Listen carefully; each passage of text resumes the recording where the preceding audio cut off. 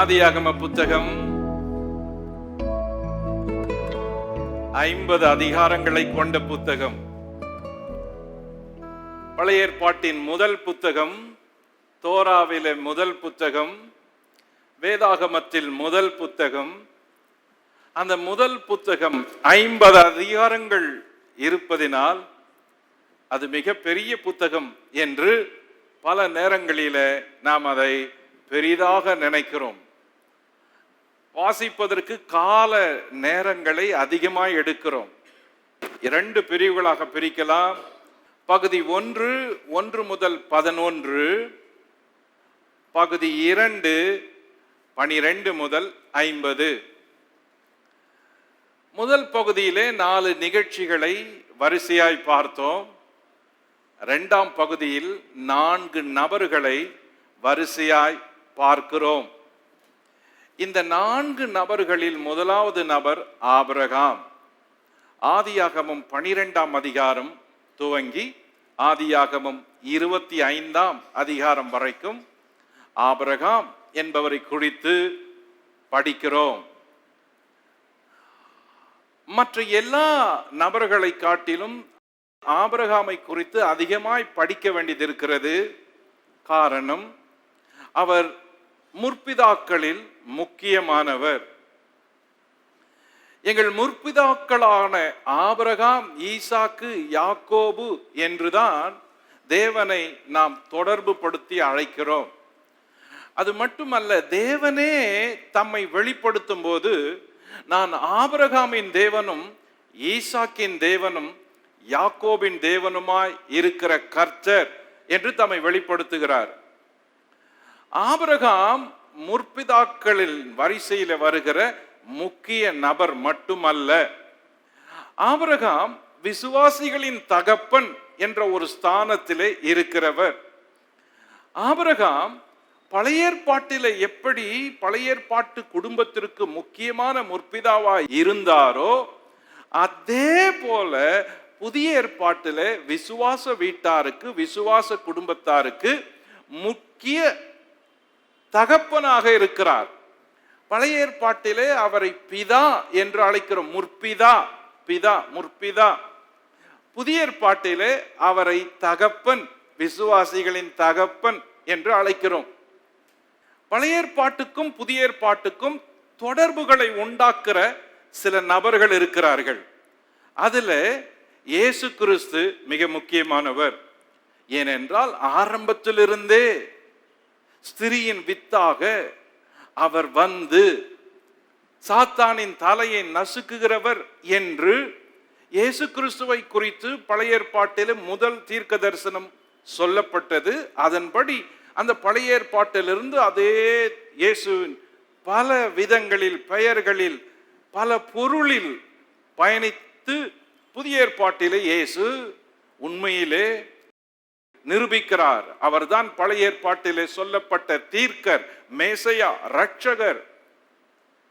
ஆக பழைய ஏற்பாட்டுக்கும் புதிய ஏற்பாட்டுக்கும் தொடர்புகளை இணைக்கிற சில நபர்கள் உண்டு. அதில் மிக முக்கியமானவர் இயேசு கிறிஸ்து. அதே போல ஆபிரகாம் மிக முக்கியமானவர்.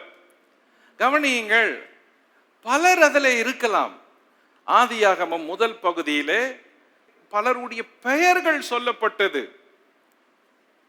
ஆதியாகமம் 3ஆம் அதிகாரம், 4ஆம் அதிகாரம், 5ஆம் அதிகாரம், 6ஆம் அதிகாரம், 7, 8, 9, 10, 11 இவைகளில் எல்லாம் வாசிக்கும் பொழுது பல்வேறு மனுஷர்களுடைய பெயர்கள் இருக்கிறது. ஆனால் அந்த எல்லாருமே புதிய ஏற்பாட்டிலே தொடர்பிலே இருப்பதில்லை. ஆனால் ஆபிரகாம் மட்டும் அந்த பழைய ஏற்பாட்டுக்கும் புதிய ஏற்பாட்டுக்கும் தொடர்பிலே இணைக்கிற நபராய் இருக்கிறார். ஈசாக்கு, யாக்கோபு, யோசேப்பு எல்லாம் முக்கிய நபர்கள். ஆனால் புதிய ஏற்பாட்டிலே இவர்கள் எல்லாம் விசுவாசிகளின் தகப்பன் என்று எல்லாரையும் அழைக்கவில்லை.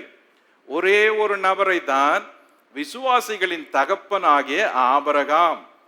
ஆபிரகாமின் ஆசீர்வாதத்துக்குள் எல்லாரும் ஆசீர்வதிக்கப்படுகிறோம். ஆபிரகாமுக்கு கொடுத்த வாக்குத்தத்தத்துக்குள் எல்லாரும் வாக்குத்தத்தத்தை பெறுகிறோம். ஆபிரகாமுக்குள் எல்லாரும் ஆசீர்வதிக்கப்படுவது போல் கிறிஸ்து இயேசுவுக்குள் எல்லாரும் ஆசீர்வதிக்கப்படுகிறோம். ஆக கிறிஸ்துவும் ஆபிரகாமும் இணைந்தே வருகிறார்கள் புதிய ஏற்பாட்டிலே. கவனியுங்கள், புதிய ஏற்பாடு துவங்கும் பொழுது மத்தேயு 1:1 தொடக்கத்திலேயே அது இப்படி ஆரம்பிக்கிறது. புதிய ஏற்பாடு ஆபிரகாமின் குமாரனும் தாவீதின் குமாரனும் ஆகிய இயேசு கிறிஸ்துவின் வம்ச வரலாறு. ஆபிரகாமின் குமாரன், தாவீதின் குமாரன், இயேசு கிறிஸ்துவின் வம்ச வரலாறு. அப்படி என்றால் அந்த புதிய ஏற்பாடு தனது முதல் புத்தகத்தில் முதல் பெயர் ஆபிரகாம் என்று ஆரம்பிக்கிறது. the number 1 person புதிய ஏற்பாட்டில். அப்ப புதிய ஏற்பாட்டில் ஆபிரகாம் அப்படின்ற பெயர்ல அவர்தான் அறிமுகம். முதல் அறிமுகத்திலேயே மத்தேயு எழுதின அந்த சுவிசேஷம், அந்த ஆக்கியோன் தன் புத்தகத்தை எழுதும் பொழுது எப்படி துவங்கலாம் என்று யோசித்திருப்பார். எப்படி துவங்கலாம், யாரை கொண்டு துவங்கலாம், எந்த விதத்தில் துவங்கலாம். எந்த ஒரு எழுத்தாளனும் அந்த துவக்கம் இருக்கிறது, அந்த துவக்கத்தை அதிகமாக யோசிப்பார்கள். எப்படி துவங்கலாம், முதல் அதிகாரத்தை, முதல் பக்கத்தை, முதல் பத்தியை, முதல் வரியை, முதல் செய்தியை யாரை கொண்டு துவங்கலாம் என்று. மத்தேயு அதை எழுதும் பொழுது அழகாக ஒரு துவக்கத்தை கொடுக்கிறார். ஆபிரகாமின் குமாரனும் தாவீதின் குமாரனும் ஆகிய இயேசு கிறிஸ்துவின் வம்ச வரலாறு. ஆக பழைய ஏற்பாட்டையும் புதிய ஏற்பாட்டையும் இணைக்கிற ஒரு சில நபர்களில் ஆபிரகாம் மிக முக்கியமானவர். அதே போல யோவான் ஸ்நானகன் மிக முக்கியமானவர். பழைய ஏற்பாட்டிலே ஒரு தீர்க்கன் வருவான், அவன் எலியாவின் ஆவியை கொண்டவனாயிருப்பான். அவன் பிதாக்களுடைய இருதயத்தை பிள்ளைகளுக்கும் பிள்ளைகளுடைய இருதயத்தை பிதாக்களுக்கும் திருப்புவான். இதுதான் மல்கியா தீர்க்கதரிசி சொன்ன கடைசி நபர், கடைசி தீர்க்க தரிசனம். எப்பொழுது வருவான், எங்கே வருவான், எப்பொழுது அவன் வந்து இருதயங்களை திருப்புவான் என்பதுதான் எதிர்பார்ப்பு. புதிய ஏற்பாடு மல்கியா தீர்க்கதரிசிக்கு பிறகு 400 வருஷங்கள் அமைதி காலம் என்று அழைக்கப்படுகிறது. ஏன் அமைதி காலம் என்று அழைக்கப்படுகிறது என்றால், இப்படிப்பட்ட ஒரு சத்தம் தேவனால் அனுப்பப்பட்ட ஒருவரும் அந்த 400 வருஷங்களிலே வரவே இல்லை. ஆகவே அது அமைதியாயிருக்கிறது. தேவ சத்தமோ, தேவ சித்தமோ, தேவ திட்டமோ, தேவனுடைய காரியங்களை அறிவிக்கிற மனுஷனோ யாருமே இல்லை. ஆக அது அமைதி காலம் என்று இருக்கிற பொழுது வனாந்தரத்தில் கூப்பிடுகிற ஒரு சத்தம் வருகிறது. அந்த சத்தம் யோவான் ஸ்நானகனின் சத்தம். அவன் எலியாவின் ஆவியை பெற்றவனாய் வந்தான். பிதாக்களுடைய இருதயத்தை பிள்ளைகளிடத்திலும் பிள்ளைகளுடைய இருதயத்தை பிதாக்களிடத்திலும் எல்லாருடைய இருதயத்தை தேவனிடத்திலும் திருப்புகிற செய்தி கொண்டவனாய் வந்தான். ஆகையினால் தான் அவனுடைய முதல் செய்தியே மனம் திரும்புங்கள், பரலோக ராஜ்யம் சமீபித்திருக்கிறது என்று பிரசங்கித்தான். மனம் திரும்புங்கள். அவன்தான் பிதாக்களுடைய இருதயத்தை பிள்ளைகளிடத்திலும் பிள்ளைகளுடைய இருதயத்தை பிதாக்களிடத்திலும் எல்லாருடைய இருதயத்தை தேவனிடத்திலும் இருதயத்தை தேவனிடத்தில் திருப்புகிறது தான் மனம் திரும்புதல். இந்த செய்தியை யோவான் ஸ்நானகன் தன்னுடைய வனாந்தரத்தில் முக்கிய செய்தியாக, முக்கிய தலைப்பாகவே கொண்டிருந்தான். ஆக பழைய ஏற்பாட்டுக்கும் புதிய ஏற்பாட்டுக்கும் இத்தொடர்பை உண்டாக்குற பல தலைவர்கள், தீர்க்கர்கள், முற்பிதாக்கள் இருக்கிறார்கள். அவர்களின் முக்கிய வரிசையிலே ஆபிரகாம் முக்கியமானவர். ஆகையினால் தான் புதிய ஏற்பாடு துவங்கும் பொழுதே ஆபிரகாமினுடைய பெயரோடு துவங்குகிறது. போகட்டும். இந்த ஆபிரகாமை குறித்து 12ஆம் அதிகாரத்திலிருந்து வரிசையாய் நாம் பார்த்து வருகிறோம். இன்று 18ஆம் அதிகாரத்திற்கு வந்திருக்கிறோம். ஆதியாகமம் 18ஆம் அதிகாரம் நாம் வாசிக்க கேட்ட பகுதியில் இன்று நாம் படித்தது, தியானிக்க போவது, ஆராய்ச்சி செய்ய போவது ஆதியாகமம் 18ஆம் அதிகாரம். இந்த 18ஆம் அதிகாரத்தை 4 பகுதிகளாக பிரிக்கலாம். நம்பர் 1, ஆபிரகாம் தேவனை தரிசித்ததும் அவர்களை போஷித்ததும்.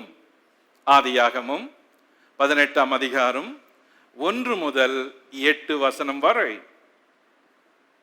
நம்பர் 2, பகுதி 2,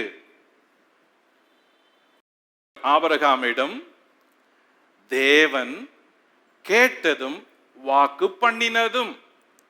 ஆதியாகமம் 18ஆம் அதிகாரம் 9ஆம் வசனம் முதல் 15ஆம் வசனம் வரை. பகுதி 3, ஆபிரகாமுக்கு தேவன் வெளிப்படுத்தியதும் விளக்கியதும். ஆதியாகமம் 18ஆம் அதிகாரம் 16 முதல் 19 வரை. பகுதி 4, ஆபிரகாம் தேவனிடம் ஜெபித்ததும் மன்றாடியதும். ஆதியாகமம் 18ஆம் அதிகாரம் 20 முதல் 33 வரை. ஆக இந்த 18ஆம் அதிகாரத்தை 4 பகுதிகளாக பிரிக்கலாம். பகுதி 1, பகுதி 2, பகுதி 3, பகுதி 4. இந்த 4 பகுதிகளில் இருந்துதான் வரிசையாக நாம் பாடத்தை தியானிக்க போகிறோம். பகுதி 1, ஆபிரகாம் தேவனை தரிசித்ததும் அவர்களை போஷித்ததும். இந்த முதல் பகுதியில் என்ன சொல்லுது? குறிப்பு 1, ஆபிரகாமுக்கு தேவன் தரிசனமானார். முதல் பகுதியில் குறிப்பு 1, ஆபிரகாமுக்கு தேவன் தரிசனமானார். கவனியுங்கள் 1ஆம் வசனம். பின்பு கர்த்தர் மம்ரேயின் சமபூமியிலே அவனுக்கு தரிசனமானார். அவன் பகலில் உஷ்ண வேளையில் கூடார வாசலிலே உட்கார்ந்திருந்து தன் கண்களை ஏறெடுத்து பார்க்கும்போது இதோ 3 புருஷர் அவனுக்கு எதிரே நின்றார்கள். அவர்களை கண்டவுடனே அவன் கூடார வாசலில் இருந்து அவர்களுக்கு எதிர்கொண்டு ஓடி தரை மட்டும் குனிந்து, ஆண்டவரே, உம்முடைய கண்களில் எனக்கு கிருபை கிடைத்ததானால் நீர் உமது அடியனை விட்டு கடந்து போக வேண்டாம். கொஞ்சம் தண்ணீர் கொண்டு வரட்டும். உங்கள் கால்களை கழுவி மரத்தடியில் சாய்ந்து கொண்டிருங்கள். நீங்கள் உங்கள் இருதயங்களை திடப்படுத்த கொஞ்சம் அப்பம் கொண்டு வருகிறேன். அப்புறம் நீங்கள் உங்கள் வழியே போகலாம். இதற்காகவே அடியேன் இடம் வரைக்கும் வந்தீர்கள் என்றான். அதற்கு அவர்கள், நீ சொன்னபடியே செய் என்றார்கள். ஆபிரகாமுக்கு தேவன் தரிசனமானார் என்ற செய்தியோடு இந்த அதிகாரம் துவங்குகிறது. கவனியுங்கள், 17ஆம் அதிகாரத்திற்கும் 18ஆம் அதிகாரத்திற்கும் சம்பவ தொடர்பை கவனிக்க வேண்டும். ஏற்கனவே நாம் 17ஆம் அதிகாரத்தை படிக்கும் பொழுது தேவன் ஆபிரகாமுக்கு தரிசனமானார். தரிசனமாகி ஆபிரகாமனுடைய வீட்டிலே பிறக்கிற எல்லா ஆண் பிள்ளைகளுக்கும் விருத்த சேதனம் பண்ண வேண்டும். இது நான் உங்களோடு பண்ணுகிற மாம்சத்திலான உடன்படிக்கையின் அடையாளம் என்று தேவன் சொன்னார். தேவன் சொல்லி கடந்து போன பிறகு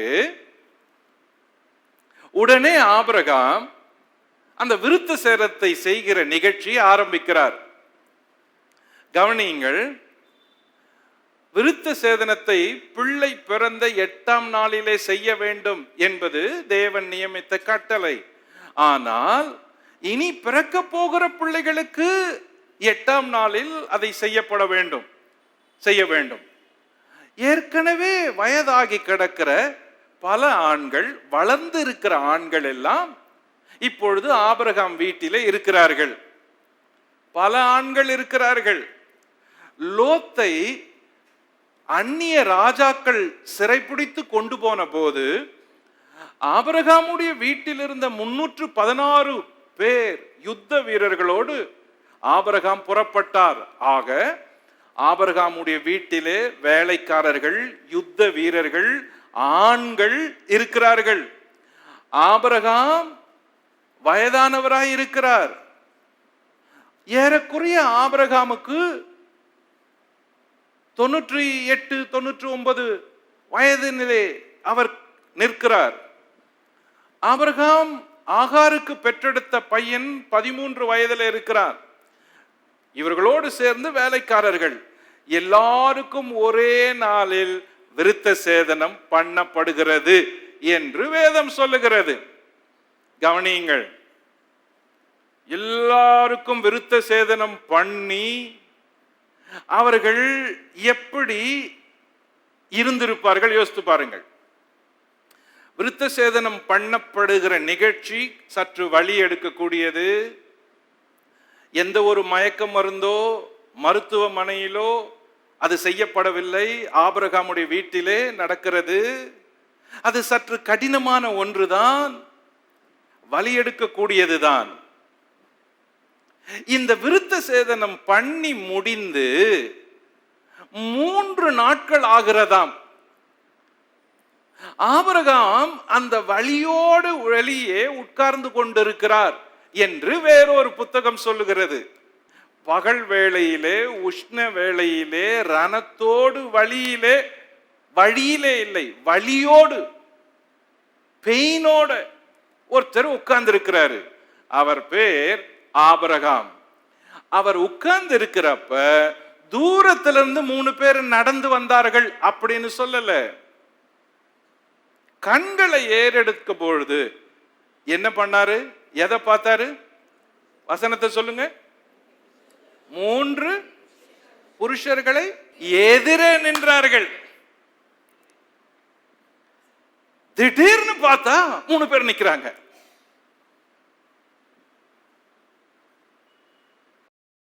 இவ்வளவு நேரம் அவர் பகல்ல உட்கார்ந்து இருக்கிறாரு. தூரத்துல இருந்து யாருன்னா வந்திருந்தா தெரிஞ்சிருக்கும். திடீர்னு பார்த்தா 3 பேர் நிக்கிறாங்க. அப்ப கண்டுபிடிச்சாரு, இது இந்த வனாந்தரத்துல, கூடாரத்துல, நிழல்ல நான் தான் இங்க காலையில இருந்து உட்கார்ந்து இருக்கிறேன், யாருமே வரல, எனக்கு தெரிஞ்சு யாரும் வரல. திடீர்னு 3 பேர் நிற்கிறதை கண்டான். தேவ தரிசனம். இப்படி பல முறை ஆபிரகாம் தேவனை தரிசித்திருக்கிறான். ஆனால் இந்த முறை சற்று வித்தியாசமானது. கவனியுங்கள், ஆபிரகாமுக்கு 5 இடங்களிலே தேவன் தரிசனமானார் என்ற செய்தி வார்த்தையில் வருகிறது. நம்பர் 1, அப்போஸ்தலர் 7:2 தேவன் ஆபிரகாமுக்கு தரிசனமான முதல் முறை. நம்பர் 2, ஆதியாகமம் 12:7 தேவன் ஆபிரகாமுக்கு தரிசனமான 2ஆம் முறை. நம்பர் 3, ஆதியாகமம் 15:1 தேவன் ஆபிரகாமுக்கு தரிசனமான 3ஆம் முறை.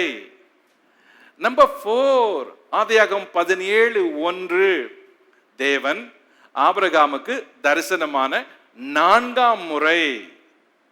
நம்பர் 5, ஆதியாகமம் 18:1 தேவன் ஆபிரகாமுக்கு தரிசனமான 5ஆம் முறை.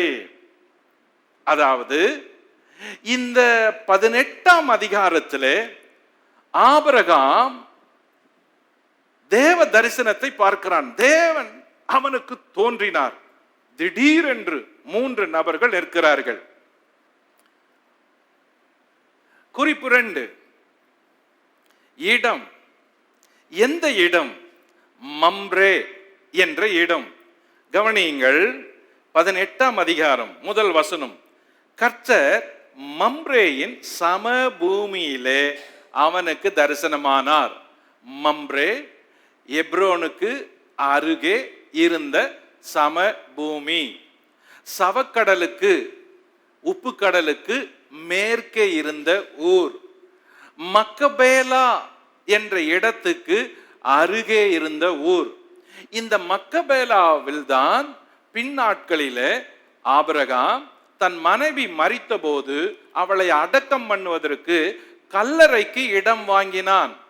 ஆக ஆதியாகமம் 18:1 மம்ரே என்ற இடத்தில் ஆபிரகாம் தங்கியிருந்த நாட்களில் தேவன் அவனுக்கு 5வது முறை தரிசனமானார். நேரம் கவனிங்கள். பகலில் உஷ்ண வேளையில் கூடார வாசல், அங்க கூடார வாசலில் உட்கார்ந்திருந்தான் என்று பார்க்கிறோம். 1:18 ஆக நேரம் என்ன? பகல் வேலை, உஷ்ண வேலை. அதை தான் சொன்னேன், விருத்த சேதனம் செய்தான் என்று 17ஆம் அதிகாரம் முடிகிறது. கவனியுங்கள், விருத்த சேதனத்தை எப்படி செய்தான் பாருங்கள். 17ஆம் அதிகாரம் 26, 27. ஒரே நாளில் ஆபிரகாமும் அவன் குமாரன் இஸ்மவேலும் விருத்த சேதனம் பண்ணப்பட்டார்கள். வீட்டிலே பிறந்தவர்களும் அந்நியரிடத்திலே பணத்திற்கு கொல்லப்பட்டவர்களும் ஆகிய அவன் வீட்டு மனுஷர்கள் எல்லோரும் அவனோட கூட விருத்த சேதனம் பண்ணப்பட்டார்கள். விருத்த சேதனம் பண்ணதும் அப்புறம் என்ன நடக்குது? அதான் நிகழ்ச்சி. யாஷர் சொல்லுது, ஜஸ்ட் 3 days கழிச்சு அந்த வழியோட ஆபிரகாம் வெயில்ல இளைப்பாரி கொண்டிருந்த போது தேவன் தரிசனமானார். பாருங்க, ஒரு கட்டளைக்கு கீழ்ப்படிஞ்சதும் தேவன் தாமதிக்கிறதே இல்லை. இது பெயின்ஃபுல் ஒர்க், பெயின்ஃபுல் ஜாப். ஆனா இதை எல்லாரும் செஞ்சிட்டாங்க. ஆபிரகாம் செஞ்சிட்டாரு, இஸ்மவேல் செஞ்சிட்டா, ஆண்கள் எல்லாருக்கும் செய்யப்பட்டார்கள். இப்போ தேவன் சொன்னபடியே செஞ்சிட்டான். இவங்க வீட்டார் எல்லாருமே. ஆண்டவருக்கு ரொம்ப ஆச்சரியம். ஓகே போறார். வழி இருக்குது. ஆனா அந்த வழியில இருக்கிற நாள்ல தேவன் காட்சி அளிக்கிறாரு. வாழ்க்கையில தேவன் யாரையும் வழியோட வேடிக்கை பார்க்கறதே இல்லை. யாரையும் வேதனைப்படுத்தி, வற்புறுத்தி, கஷ்டப்படுத்தி தேவன் பார்க்கிறவர் அல்ல. இந்த அதிகாரம் ஆபிரகாம் தேவனுடைய பக்தன் என்பதை விட, ஆபிரகாம் தேவனுக்கு குமாரன் என்பதை விட, இந்த அதிகாரம் ஆபிரகாம் தேவனுக்கு சிநேகிதன் என்பதை அறிமுகப்படுத்துகிற அதிகாரம். ஒரு பக்கம் அவர் முற்பிதா, இன்னொரு பக்கம் அவர் தேவனுடைய சிநேகிதன். தேவனுடைய சிநேகிதன் எப்படி அதை தேவன் சிநேகிதனாய் அவனை ஏற்றுக்கொண்டார் என்பதை இந்த 18ஆம் அதிகாரம் நிரூபிக்கிறது. கவனியுங்கள், வலியோடு ஒரு மனுஷன் உஷ்ண வேளையிலே தனிமையாய் அவன் இருந்தபோது திடீரென்று 3 பேர் அவன் கண்களுக்கு முன்பாய் நிற்கிறார்கள். எப்படி இருக்கும்? இந்த தரிசனம் எதை சொல்லுகிறது? வாசகனுக்கு எதை சொல்லுகிறது? விசுவாசிக்கு எதை சொல்லுகிறது?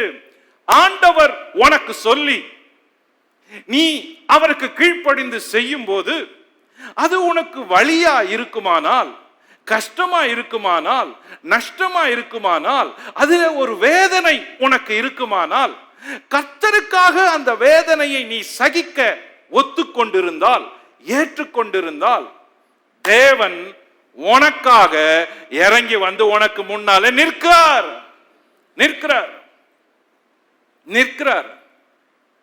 ஏன்னா அவருக்காக நீ செஞ்சத அவர் பார்க்கிறாரு.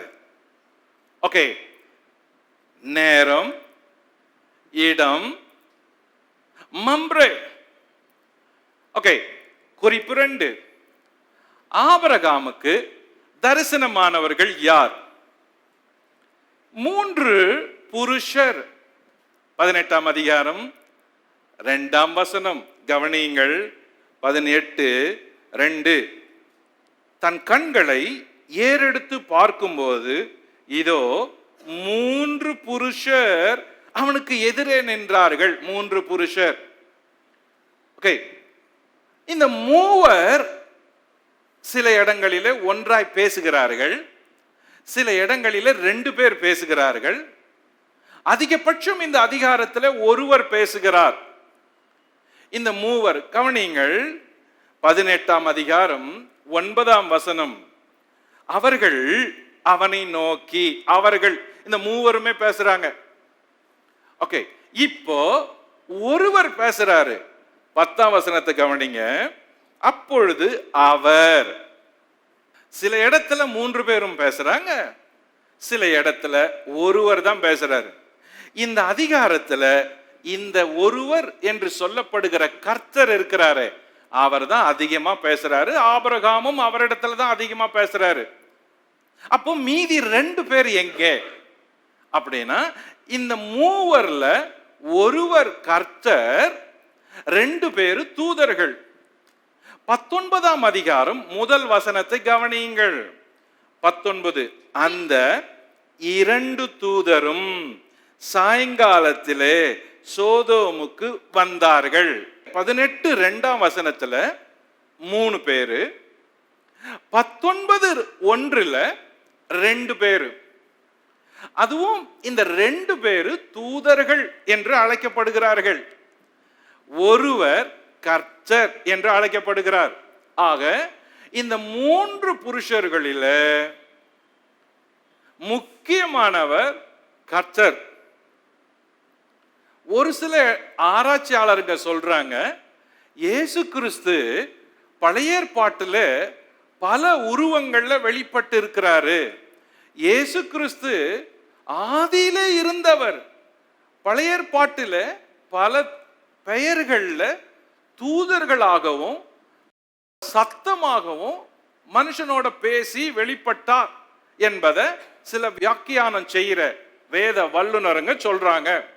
ஆக இந்த 3 பேர் யாரு அப்படின்னு தெரியுது. இதுல முக்கியமானவர் கர்த்தர். குறிப்பு 4. ஆபிரகாம் அவர்களை வரவேற்ற விதம். 18 3 கவனிப்போம். ஆண்டவரே, உம்முடைய கண்களில் எனக்கு கிருபை கிடைத்ததானால் நீர் உமது அடியனை விட்டு கடந்து போக வேண்டாம். வணங்கி வற்புறுத்தி அழைக்கிறான். வணங்குறத பாருங்க. 2ஆம் வசனம். அவன் தன் கண்களை ஏறெடுத்து பார்க்கும்போது இதோ 3 புருஷர் அவனுக்கு எதிரே நின்றார்கள். அவர்களை கண்ட உடனே அவன் கூடார வாசலிலிருந்து அவர்களுக்கு எதிர்கொண்டு ஓடி தரை மட்டும் குனிந்து அவர்களை வணங்கி வரவேற்றான். நம்பர் 1. நம்பர் 2, ஆபிரகாம் அவர்களை வற்புறுத்தி அமர வைத்தான். 3ஆம் வசனம். ஆண்டவரே, உம்முடைய கண்களில் எனக்கு கிருபை கிடைத்ததானால் நீர் உமது அடியனை விட்டு கடந்து போக வேண்டாம். வற்புறுத்துறான், வாங்க எங்க வீட்டுக்கு வாங்க அப்படின்னு. சோ ஆபிரகாம் அவர்களை அழைத்தான். நம்பர் 3, ஆபிரகாம் அவர்களுக்கு வசதியான உணவளித்தான். 4ஆம் வசனம் 5ஆம் வசனம். கொஞ்சம் தண்ணீர் கொண்டு வரட்டும், உங்கள் கால்களை கழுவி மரத்தடியில் சாய்ந்து கொண்டிருங்கள். நீங்கள் உங்கள் இருதயங்களை திடப்படுத்த கொஞ்சம் அப்பம் கொண்டு வருகிறேன், அப்புறம் நீங்கள் உங்கள் வழியே போகலாம். இதற்காகவே அடியேன் இடம் வரைக்கும் வந்தீர்கள் என்றான். ஆக அவர்களுக்கு வசதியான உணவு அளிக்கணும்னு அவன் விரும்புறான். தண்ணி கொடுக்கிறேன், கால்களை கழுவுங்க, மரத்தடையில கொஞ்ச நேரம் உட்கார்ந்து இளைப்பாருங்க, உங்க இருதயம் அமர பண்ணி பசியார கொஞ்சம் அப்பம் கொடுக்கிறேன், சாப்பிடுங்க, சாப்பிட்டுட்டு நீங்க போங்க அப்படின்னு தேவர்கள் வந்திருக்கிறாங்க. அவங்கள வரவேற்று வற்புறுத்தி அழைத்து வந்து அவர்களை உட்கார வைத்து சாப்பிடும்படி கேட்கிறான். இப்போ குறிப்பு 5, ஆபிரகாம் உபசரித்த விதம். வரவேற்ற விதம் பார்த்தோம், உபசரித்த விதத்தை பார்ப்போம். நம்பர் 1, ஆபிரகாம் தீவிரமாய் போனான். கவனிங்க, இந்த பகுதியில் நடக்கிறத கவனிங்க. 18ஆம் அதிகாரம் 6ஆம் வசனத்திலிருந்து படிப்போம். அப்பொழுது ஆபிரகாம் தீவிரமாய் கூடாரத்தில் சாரானிடத்துக்கு போய், நீ சீக்கிரமாய் 3 படி மெல்லிய மாவு எடுத்து பிசைந்து அப்பம் சுடு என்றான். ஆபிரகாம் மாட்டு மந்தைக்கு ஓடி ஒரு நல்ல இளங்கன்றை பிடித்து வேலைக்காரன் கையிலே கொடுத்தான். அவன் அதை சீக்கிரத்தில் சமைத்தான். ஆபிரகாம் வெண்ணெயையும் பாலையும் சமர்ப்பித்த கன்றையும் எடுத்து வந்து அவர்கள் முன்பாக வைத்து அவர்கள் அருகே மரத்தடியில் நின்று கொண்டிருந்தான். அவர்கள் புசித்தார்கள். ஆபிரகாம் உபசரித்த விதத்தை அந்த வசனங்கள் சொல்றத கவனிங்க. நம்பர் 1, ஆபிரகாம் தீவிரமாய் சாராளிடத்தில் போனான். நம்பர் 2, அவன் சொன்னது, நீ சீக்கிரம் 3 படி மெல்லிய மாவை எடுத்து பிசைந்து அப்பம் சுடு என்றான், சீக்கிரமாய். நம்பர் 3, ஆபிரகாம் மாட்டு மந்தைக்கு ஓடினான், ஓடி. நம்பர் 4, ஒரு நல்ல இளங்கன்றை பிடித்து வேலைக்காரன் கையில் கொடுத்தான், ஓடி பிடித்து வேலைக்காரன் கையிலே நல்ல கன்றை கொடுத்தான். நம்பர் 5, வேலைக்காரன் அதை சீக்கிரத்தில் சமைத்தான். ஆக இந்த 5 இடங்களிலே கவனிக்க வேண்டியது தீவிரம், சீக்கிரம், ஓடி, சீக்கிரம் என்பதுதான். ஒரு வேலைய என்னதான் கஷ்டத்துல இருந்தாலும் சீக்கிரமா செய்யறதுக்கு பழகணும், சீக்கிரமா செஞ்சு முடிக்க பழகணும். ஆபிரகாம் வழியோட இருக்கிறாரு, சாராள் வயதாகி இருக்கிறாங்க. இந்த வயசுல, இந்த வழியில, இந்த கஷ்டத்துல ஆபிரகாம் ஓட வேண்டிய அவசியம் என்ன? சீக்கிரமா ஓட வேண்டிய என்ன? அப்போ தான் வழிய கூட பொருட்படுத்தாம சீக்கிரமா ஓடுற ஒரு ஓட்டத்தை வேகமா செஞ்சு கொடுக்கணும் அப்படின்றத ஆபிரகாம் நமக்கு கத்து கொடுக்கிறாரு. காரியங்களை சீக்கிரமா செய்யற பழக்கம். பலர் இருக்கிறோம், நம்மில் பலர் இருக்கிறோம், யோசித்துக்கிட்டே இருக்கிறோம், காரியத்தை துவங்கல. நம்மில் பலர் இருக்கிறோம், பேசிக்கிட்டே இருக்கிறோம், காரியத்தை துவங்கல. நமக்கு பல வருஷம் ஓடிடுச்சு. சகோதரா, நீ சொல்லி எவ்வளவு வருஷம் ஆகுது? செய்யறேன்னு சொல்லி, தொடங்குறேன்னு சொல்லி எவ்வளவு வருஷம் ஆகுது? சகோதரி, எத்தனை நாள் யோசித்த? செய்யணும், சொல்லணும், வரணும், போகணும், ஆனா செய்யல. சீக்கிரமா செய்யற பழக்கம் நம்மில் பெரும்பான்மையோனருக்கு இல்லை. எதை எடுத்தாலும் டிலே, ஸ்லோ, தள்ளி போடுறது, தவிர்க்கிறது.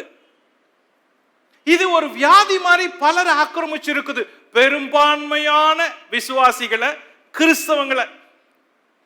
இயேசு சொன்னாரு பாருங்க, இதோ நான் சீக்கிரமாய் வருகிறேன். வர்றதே லேட்டாகி தான் வர்றாரு. ஆனா சொல்றாரு, நான் வருவேன், ஆனா வந்துட்டு நான் சீக்கிரமா வருவேன். ஸ்பீடு. விசுவாசிகள் இயங்குவது எப்பவுமே ஒரு ஸ்பீடு இருக்கணும். ஒரு வேலையை செய்யணும்னா செய்ய கொடுத்தா ஸ்பீடா செஞ்சு முடிக்கணும். அது வீடா இருக்கட்டும், சபையா இருக்கட்டும், ஆபீஸா இருக்கட்டும், பிசினஸா இருக்கட்டும், ஏதாகிலும் ஒரு காரியத்தை நீங்க செய்யணும்னு உங்களுக்கு கையில வாய்த்தா அதை செய், சீக்கிரமாய் செய். உன் கையில் வாய்க்கிற காரியத்தை செய் அப்படின்னு வேதம் சொல்லுது. ஏன் பலருக்கு காரியம் வாய்க்கல? ஏன் டிலே? ஏன் லேட்டா கிடைக்குது? ஏன் உங்களால நினைக்கிறது உங்க கைகள்ல வரல? Always late. Thinking, discussing, asking. நேரம் போச்சு. கவனிங்க, ஒரு சமையல் தான் இது.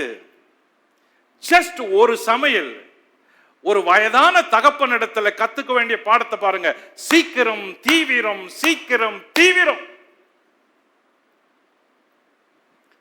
ஃபாஸ்டா செய்யறதுக்கு பயிற்சி வேணும். நீங்க ஒரு காரியத்தை ஃபாஸ்டா வேகமா செஞ்சு முடிச்சாதான் அடுத்த காரியத்தை ஃபாஸ்டா செய்ய முடியும், இல்லாட்டி முடியாது. கவனிங்க, ராணுவத்துல ஆயிரக்கணக்கான போர் வீரர்கள் இருக்கிறாங்க. வகை வகையான படை, கடற்படை, காலாட்படை, விமானப்படை, எத்தனையோ போர் வீரர்கள் வகை வகையா இருக்கிறாங்களே. அவங்கெல்லாம் எப்போ ஒரு நாள் போர் வரப்போகுதுன்னு நினைச்சு தினந்தோறும் பயிற்சி செய்யறாங்க. போர் சிலருக்கு வரவே இல்லை ஓய்வு பெற வரைக்கும். ஆனால் அவங்க என்ன நினைச்சு பயிற்சி பெறாங்க? போர் வந்தா என்ன நடக்கும், எப்படி இருப்போம், எப்படி ஓடுவோம், எப்படி சுடுவோம், எப்படி போர் செய்வோம். அப்போ உங்க வாழ்க்கையில நீங்க வேகமா செய்ய வேண்டிய காரியம்னு சிலது இருக்குது. அந்த வேகத்தை குறைச்சிங்கன்னா நஷ்டம் உங்களுக்கு தான், பாதிப்பு உனக்கு தான். அது ஒரு பெரிய மிஷன். உன் லைஃப் ஒரு பெரிய இயக்கம். அந்த இயக்கத்தினுடைய தலைவன் நீதான். உன் வாழ்க்கையை சில நேரத்தில் இயக்கணும். ஆனா late late late late late, எல்லாமே லேட். வாழ்க்கையில எவ்வளவு காரியங்கள் எவ்வளவு பேருக்கு லேட்டாவே நடக்க தெரியுமா? படிப்பு late, job late, marriage late, பிள்ளை பேரு லேட்டு, பல காரியங்கள் லேட் ஆகுது. ஆனா சில காரியத்துல உன்னால தான் லேட்டு, நீதான் காரணம். நீ லேட் பண்ணதுனால, அவிசுவாசம் பண்ணதுனால, அவிசுவாசியா யோசித்ததுனால, தேவனை நம்பாததுனால, ஜெபிக்காததுனால, கர்த்தரை சந்தேகிச்சதுனால, ஒரு இடத்துல நிலையா இல்லாததுனால, உன் ஸ்திரத்தன்மையை இழந்ததுனால உன் லைஃப்ல எதையுமே வேகமா செஞ்சு முடிக்க முடியல. இதுக்கு கர்த்தரை ஒண்ணும் பண்ண முடியாது. கவனிங்க, வலியோட ஒரு தகப்பன் வெயிலில, உஷ்ண வேளையில, பகல் வேளையில உட்கார்ந்து இருக்கிறாரு. அவருக்கு தேவ தூதர்கள் வந்துட்டாங்க, தேவர்கள் வந்துட்டாங்கன்னு தெரிஞ்சதும் அவரால் உட்கார முடியல. ஃபாஸ்டா அன்னைக்கு அவங்கள சாப்பாடு கொடுக்கணும்னு ஓடுறாரு, தேடுறாரு. எல்லாரையும் சேருங்க, சீக்கிரமா செய்யுங்க அப்படின்னு சொல்றாரு. லிசன், ஆபிரகாம் ஓடுறாரு, சாரால் சீக்கிரமா சமைக்கிறாங்க, கூட இருக்கிற வேலைக்காரன் கூட சீக்கிரத்தில் சமைத்தான். அப்போ வேகமா வேலை செய்யறவங்க கூட இன்னொருத்த இருந்தா அவனும் வேகமா வேலை செய்வான். ஏன் அவங்க எல்லாம் வேகமா இயங்குறாங்க, பார்த்துட்டு சும்மா இருக்க முடியல. அப்போ சோம்பலா ஸ்லோவா இருக்கிறவங்க கூட இருந்தா உன் வாழ்க்கை, உன் எண்ணம், உன் சிந்தை, உன்னுடைய எல்லா திட்டம் எல்லாமே ஸ்லோவா இருக்குது. நீ யார் கூட இருக்கிற அப்படின்றது ரொம்ப முக்கியம். பிஸியா இருக்கிறவங்களோட இருந்து பாருங்க, நீங்களும் பிஸியா இருப்பீங்க. எப்பவுமே சுறுசுறுப்பா இருக்கிறவங்களோட இருந்து பாருங்க, நீங்க தூங்க மாட்டீங்க. உங்க நண்பன் சோம்பேறியா இருந்தா நீங்களும் சோம்பேறி, உங்கள் நண்பன் அவிசுவாசியா இருந்தா நீங்களும் அவிசுவாசி, உங்கள் நண்பன் குறை பேசுறவனா இருந்தா நீங்களும் குறை பேசுவீங்க, உங்கள் நண்பன் வாழ்க்கையில எதுவுமே சாதிக்காதவனா கூட இருந்தா நீங்களும் வாழ்க்கையில சாதிக்க மாட்டீங்க.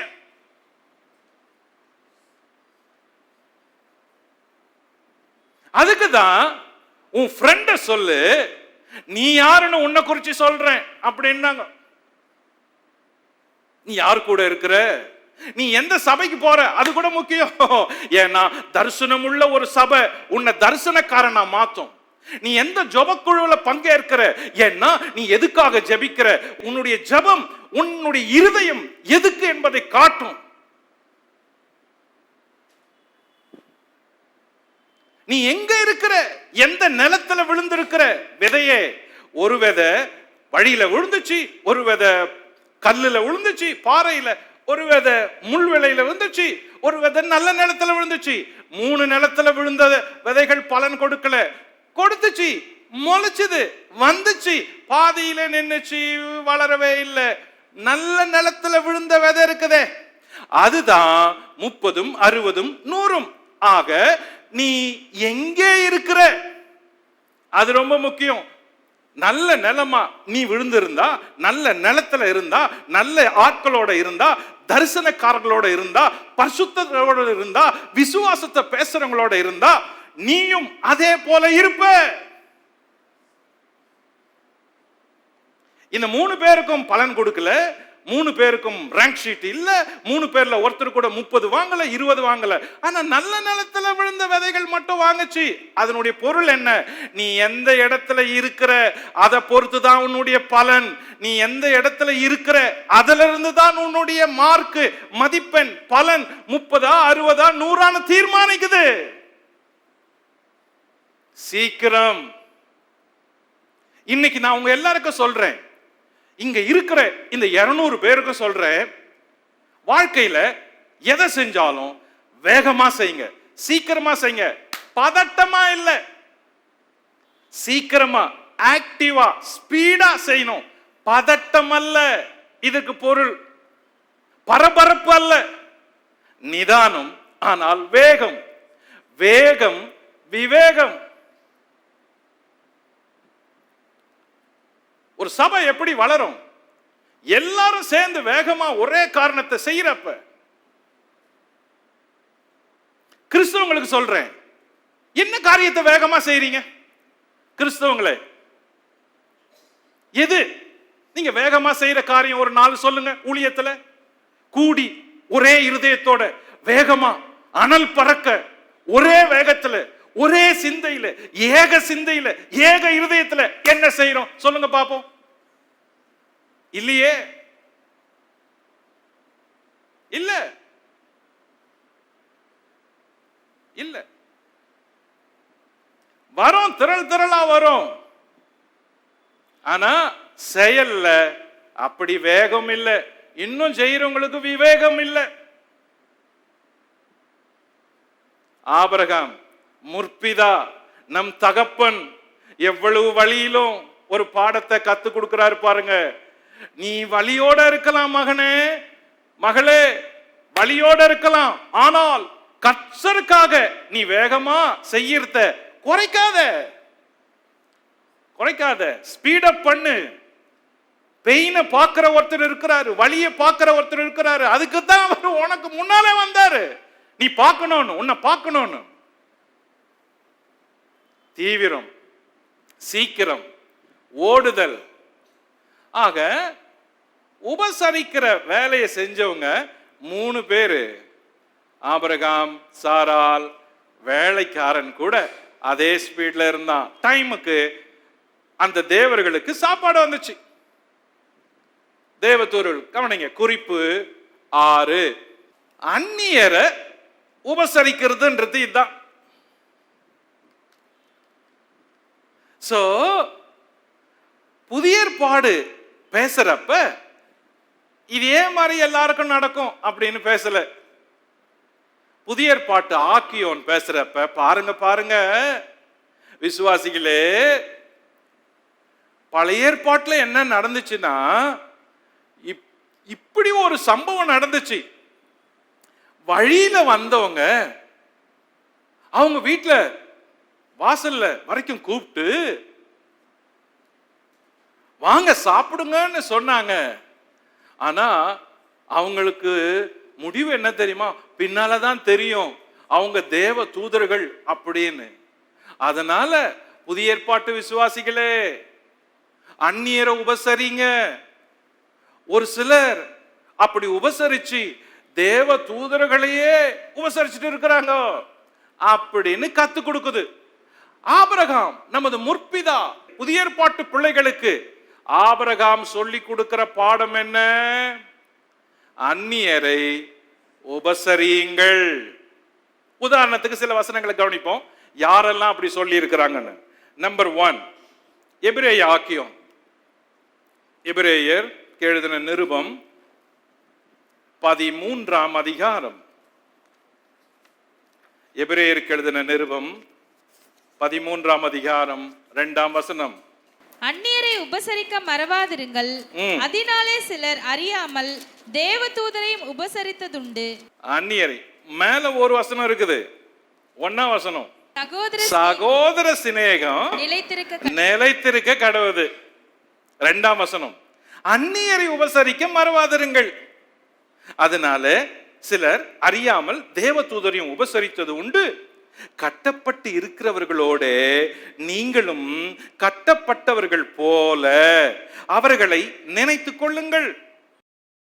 நீங்களும் சரீரத்தோடு இருக்கிறவர்கள் என்று அறிந்து தீங்கு அனுபவிக்கிறவர்களை நினைத்துக் கொள்ளுங்கள். முதல் வசனம் என்ன சொல்லுது? சகோதர சிநேகம் நிலைச்சிருக்கணும்.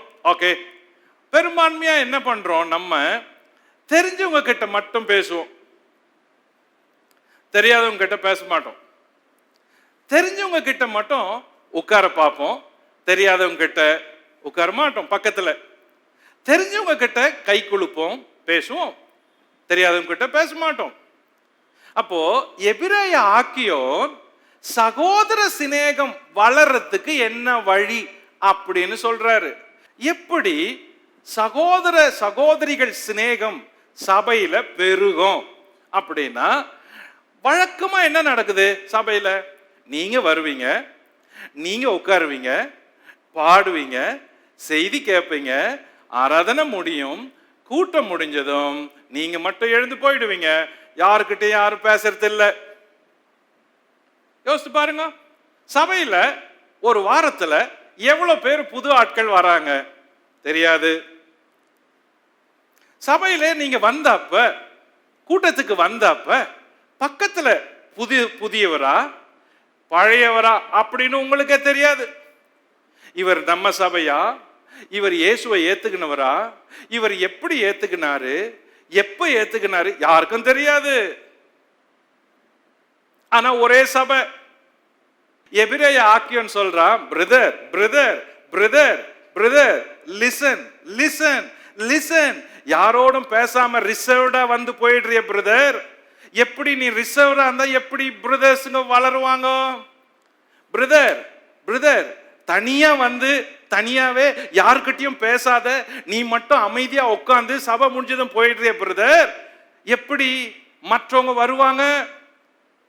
அப்போ பிரதர் ஒன்னு செய்யணும், நீங்க வந்தீங்கன்னா அந்நியரா இருக்கிறாங்க பாருங்க, உங்களுக்கு தெரியல, அந்நியரை உபசரிச்சீங்கன்னா நீங்க அவங்களோட நட்பாயிடுறீங்க. விஷயம் தெரியுமா? உங்களுக்கு முகம் அறியாதவங்கள, பெயர் தெரியாதவங்கள, ஊர் தெரியாதவங்கள, முன்பின் தெரியாதவங்கள அவங்கள உபசரிச்சு பலரு அதுக்கு பின்னாலதான் தெரியும் தேவ தூதரையே உபசரிச்சு இருக்கிறோம். எம்மாவு சீஷர்கள் நடந்து போனப்ப வழியில ஒருத்தர் நடந்து போனாரு. அவரு எருசலேம்ல நடந்ததை நடக்காத மாதிரி அவங்களோட பேசினாரு. சீஷருங்க கேட்டாங்க, இயேசு கேட்டாரு, உங்க முகம் ஏன் துக்க முகமா இருக்குது? அவங்க சொன்னாங்க, நீர் என்ன வெளியூருக்காரோ, இன்னைக்கு என்ன நடந்துச்சு எருசலேம்ல தெரியாதோ, நீர் என்ன அந்நியரோ அப்படின்னு அவங்க சொன்னதும் அவர் சொன்னாரு, என்ன என்ன நடந்துச்சு அப்படின்னு. இவங்க பேச அவங்க பேச, இவர் பேச அவங்க கேட்க, அவர் பேச இவங்க கேட்க, இருதயம் கொழுந்து விட்டு எரிய ஆரம்பிச்சது. பேசிக்கிட்டே போறாங்க, ரெண்டு பேரும் முன்பின் பார்க்கல, நியூ பீப்புள் நியூ ஃப்ரெண்ட்ஸ். அப்போ ஊருக்கிட்ட வந்துருச்சு. சார் சார் என்ன சார் எங்களை விட்டு இவ்வளவு தூரம் பேசிட்டு வந்தீங்க, போயிடுறீங்க, ப்ளீஸ் ப்ளீஸ் வாங்க வாங்க. வருந்தி அழைச்சாங்க, வருந்தி வாங்க சார், எங்க வீட்டுக்கு வரணும், தயவு செஞ்சு வரணும், உங்களை வழியில தான் மீட் பண்ண, தயவு செஞ்சு வரணும் சார், வரணும். வந்தாரு. ப்ளீஸ் நீங்க உட்காருங்க உட்காருங்க, கொஞ்சம் ஏதாவது சாப்பிடுறீங்களா? கொண்டு வந்து வச்சாங்க. சாப்பாடு வேலை தொடங்குச்சு. அவரும் பந்தி இருந்தார். அப்பத்தை எடுத்தாரு, பிட்டாரு, பிட்டா இயேசு.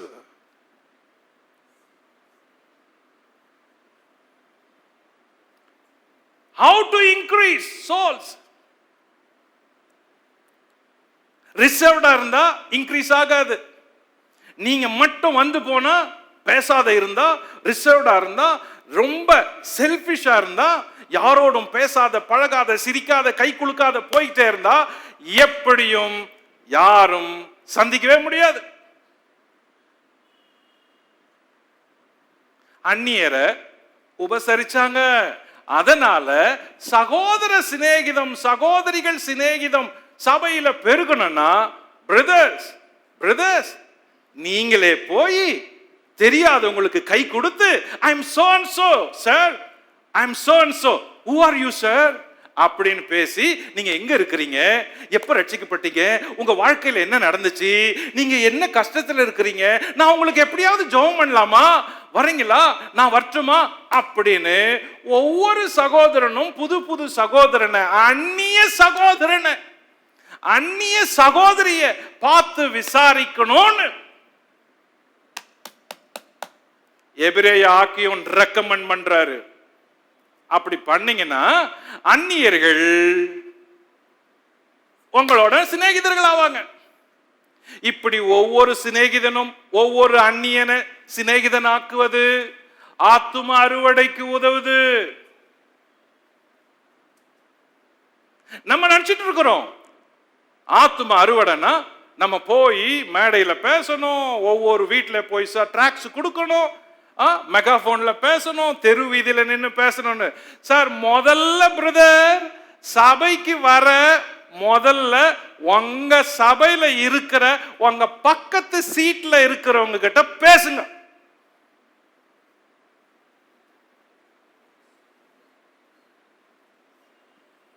அங்க தொடங்கட்டும்.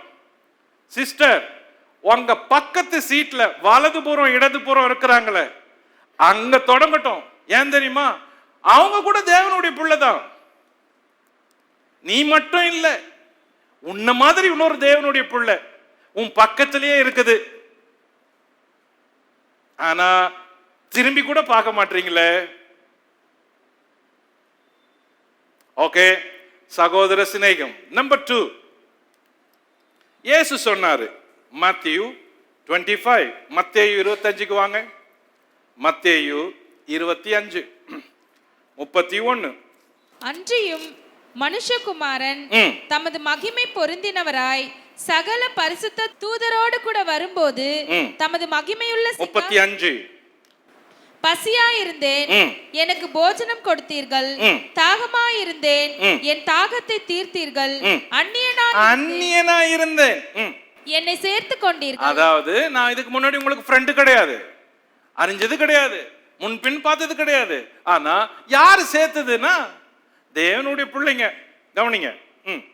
பசியாயிருந்தேன், எனக்கு போஜனம் கொடுத்தீர்கள், தாகமாயிருந்தேன், என் தாகத்தை தீர்த்தீர்கள், அந்நியனாயிருந்தேன், என்னை சேர்த்து கொண்டீர்கள், வஸ்திரமில்லாதிருந்தேன், எனக்கு வஸ்திரம் கொடுத்தீர்கள், வியாதியாயிருந்தேன், என்னை விசாரிக்க வந்தீர்கள், காவலில் இருந்தேன், என்னை பார்க்க வந்தீர்கள் அப்படின்னாரு. உடனே நீதிமான்கள் அவருக்கு பிரதியுத்தரமாக, ஆண்டவரே, நாங்கள் எப்பொழுது உம்மை கண்டோம், உமக்கு போஜனம் கொடுத்தோம், எப்ப கொடுத்தோம், எப்பொழுது உம்மை தாகமுள்ளவராக கண்டு உம்முடைய தாகத்தை தீர்த்தோம், எப்பொழுது உம்மை அந்நியராக கண்டு உம்மை சேர்த்து கொண்டோம், எப்பொழுது உம்மை வஸ்திரமில்லாதவராக கண்டு உமக்கு வஸ்திரம் கொடுத்தோம், எப்பொழுது உம்மை வியாதி உள்ளவராகவும் காவலில் இருக்கிறவராகவும் கண்டு உம்மிடத்தில் வந்தோம் என்பார்கள்.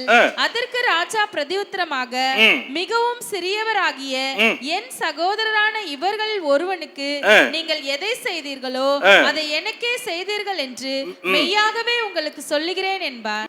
மிகவும் சிறியவரான சமுதாயத்துல ரொம்ப கீழே இருக்கிறவங்க, கஷ்டப்பட்டவங்க, பாடுபடுறவங்க, வேதனைப்படுறவங்க என் சகோதரர். என்ன ஸ்டேட்மெண்ட், என்ன ஒரு நேசம். அவர் சொல்றாரு, என் சகோதரரான இவங்களுக்கு நீங்க செஞ்சது எனக்கு செஞ்சது மாதிரி. ஏன்னா என் பிரதர், அவன் என் பிரதர், இயேசுவினுடைய பிரதர். எங்க போய் சொல்றது இத? அப்போ ஒவ்வொருத்தரையும் பார்க்கறப்ப எப்படி பார்க்கணும்? ஓ, ஜீசஸ் உடைய பிரதர், ஜீசஸ் உடைய சிஸ்டர்,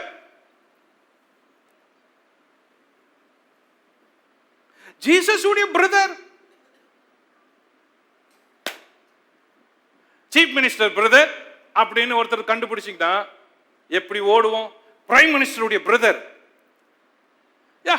பஞ்சாயத்து ஆபீஸ்ல வேலை செய்யற ஒரு பியூனுடைய பிரதர்னு சொன்னால அவனுக்கே இருக்குது மரியாதை. ஆனா இயேசுவினுடைய பிரதர் யாரு? இந்த சிறியவங்க. யாரு? பசியா இருந்தவங்க, காவலில் இருந்தவங்க, வியாதியா இருந்தவங்க, வஸ்திரம் இல்லாத இருந்தவங்க. அதனாலதான் சபையில எல்லாரும் இந்த மாதிரி ஒரு ஊழியத்தை செய்ய போனோம். வசதியானவங்க ஆடைகளை சேர்த்து வஸ்திரம் இல்லாதவங்களுக்கு ஆடையை கொடுக்கிற ஒரு வேலையை செய்யணும். ஏன்? உன் சகோதரன், உன் சகோதரி, கிறிஸ்துவின் சகோதரன் சகோதரி. ஒரு கூட்டம், வாங்க ஜெயில் மினிஸ்ட்ரிக்கு போலாம், காவலில் இருக்கிறாங்க விசாரிக்க போலாம். ஒரு கூட்டம், வாங்க இன்னைக்கு லீவு, ஹாஸ்பிட்டல் மினிஸ்ட்ரி செய்யலாம் போலாம், வியாதியா இருக்கிறாங்க விசாரிக்க போலாம். ஒரு கூட்டம், வாங்க சாப்பாடு இல்லாத இருக்கிறாங்க, நம்ம இன்னைக்கு சாப்பாடு செய்வோம், பேக் பண்ணுவோம், வீதியில யாரெல்லாம் சாப்பாடு இல்லாத இருக்கிறாங்களோ கொடுத்துக்கிட்டே போவோம். See, எப்படி கிறிஸ்துவின் சகோதரர்கள் எந்த அளவுக்கு சகோதர சிநேகத்தை முக்கியத்துவமா கருதுனா,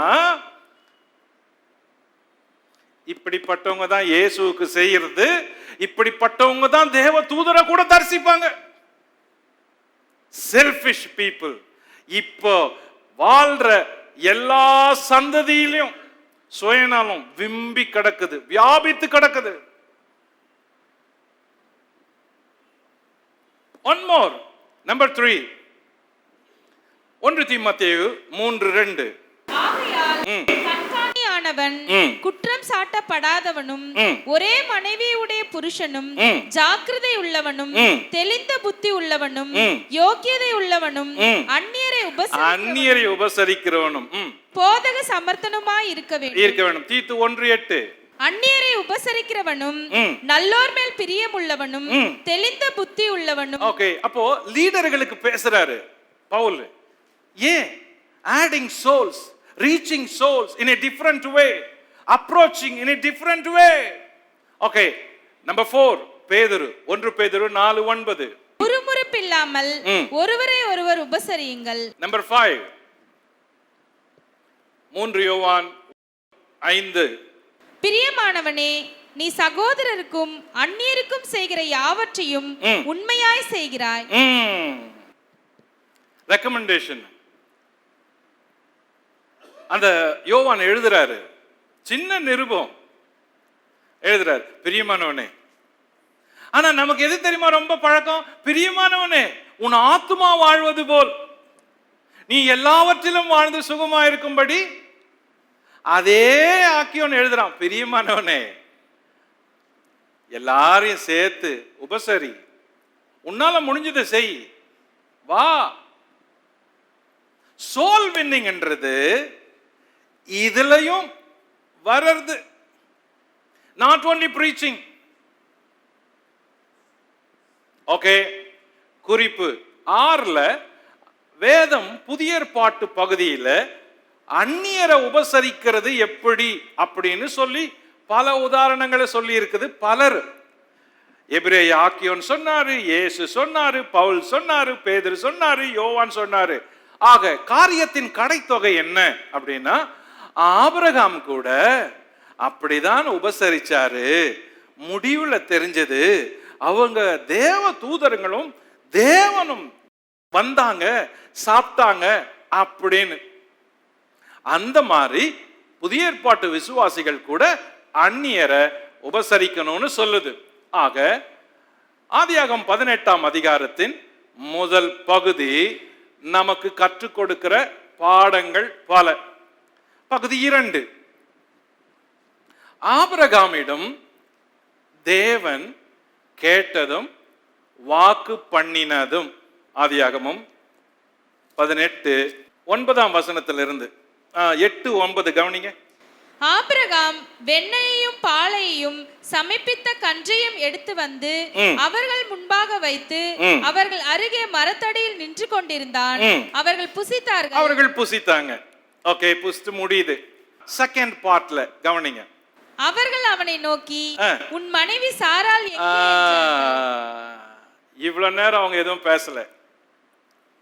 நீ என்ன செய்யணும் செய்ப்பா அப்படின்னு சொல்லி உட்கார்ந்துட்டு இருக்கிறாங்க. எதுவுமே அவங்க பேசல. சமையல் முடியுது, முடிஞ்ச சமையல் அவங்களுக்கு பரிமாற்றுறதுக்கு வருது, அவங்களும் சாப்பிட்டாங்க, ஒன்னும் பேசல, சாப்பிட்டு முடிஞ்சது. வழக்கமா நம்ம நல்லா சாப்பிட்டா என்ன பண்ணுவோம்? செமையா போயிட்டு வரங்க, ரொம்ப நன்றி அப்படின்னு சொல்லுவோம். சிலர் நன்றி கூட சொல்ல மாட்டோம். ஆனா இவங்க முடிஞ்சதும், உன் மனைவி எங்க?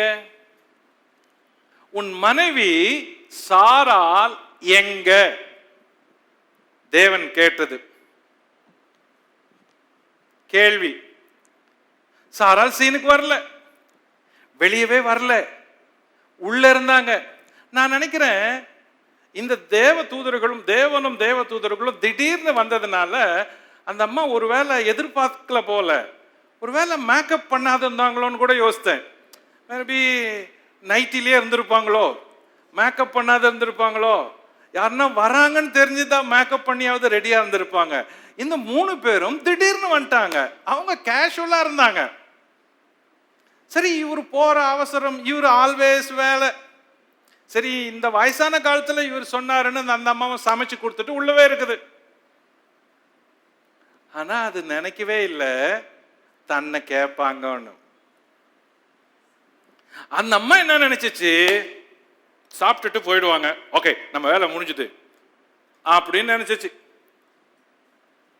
ஆனா அவங்க கரெக்டா அவர் ஆபிரகாமை நோக்கி, உன் மனைவியாகிய சாராள் எங்க அப்படின்னு கேட்டாரு. சாராள் உள்ள இருக்கிறாங்க, சாராள் சமைச்சாங்க. அவர் சொன்னாரு உள்ள இருக்கிறாங்க அப்படின்னு. கவனிங்க, குறிப்பு 1, சாராளுக்கு தேவன் சொல்றது, சாராளை விசாரிக்கிறாரு. அப்போ சீனுக்கே வரல சாராள், ஆனா அத கூட தேவன் அறிஞ்சாரு. யாரு சமைச்சது அப்படின்னு சாப்பிடுறவங்களுக்கு பல நேரம் தெரியாது, ஆனால் தேவன் அதையும் அறிஞ்சு வச்சிருக்கிறாரு. கரெக்டா கேட்டாரு, உன் மனைவி சாராள் எங்க? அவங்க கூடாரத்தின் திரையில அந்த பக்கம் மறைஞ்சிருக்கிறாங்க. அப்போ திரைக்கு பின்னால இருக்கிற நபர் கூட தேவன் அறிவார். நீங்க ஆபிரகாம் மட்டும்தான் இதுல ரொம்ப பேசுறாரு அப்படின்னு நினைச்சிருக்கலாம். Okay right. இந்த சீன்ல சாராள் வரவே இல்லை. Okay right. ஆனால் தேவன் பாருங்க, திரைக்கு பின்னால, திரைக்கு மறைவுல, வெளியே தெரியாம நீங்க என்ன செஞ்சீங்கன்றது அவருக்கு தெரியும். அப்போ ஒரு நல்ல தேவன் ஒருத்தர் நம்ம வெளியே தெரியாத செஞ்சதை கூட பார்க்கிறவரா இருக்கிறார்.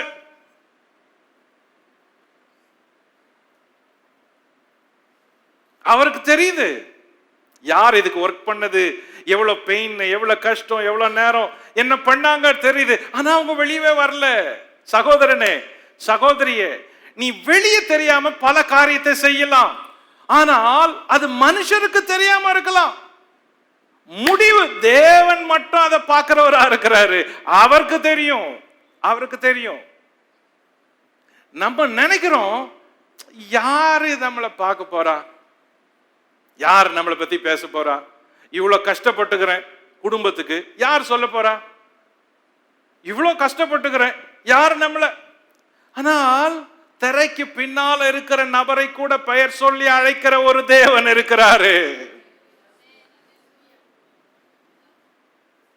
மனைவி எங்கே? அவர் என்ன சொன்னார் பாருங்க, அதோ கூடாரத்தில் இருக்கிறார், அதோ கூடாரத்தில் இருக்கிறாள் என்றார். அப்பொழுது அவர் ஒரு உற்பவ கால திட்டத்தில் நிச்சயமாய் உன்னிடத்திற்கு திரும்ப வருவேன், அப்பொழுது உன் மனைவியாகிய சாராளுக்கு ஒரு குமாரன் இருப்பான் என்றார். சாராள் அவருக்கு பின்புறமாய் கூடார வாசலில் இதை கேட்டுக் கொண்டிருந்தாள்.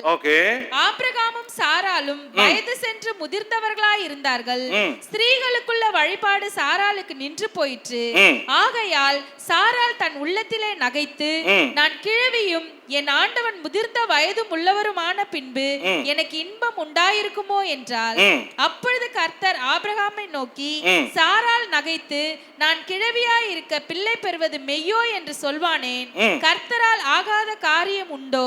உற்பவ கால திட்டத்தில் உன்னிடத்துக்கு திரும்ப வருவேன், அப்பொழுது சாராளுக்கு ஒரு குமாரன் இருப்பான் என்றார். சாராள் பயந்து நான் நகைக்கவில்லை என்று மறுத்தாள். அதற்கு அவர், இல்லை, நீ நகைத்தாய் என்றார். பகுதி 2. ஆபிரகாம் தேவனிடத்துல கேட்கிறாரு, சாராளுக்கு வாக்கு பண்றாரு.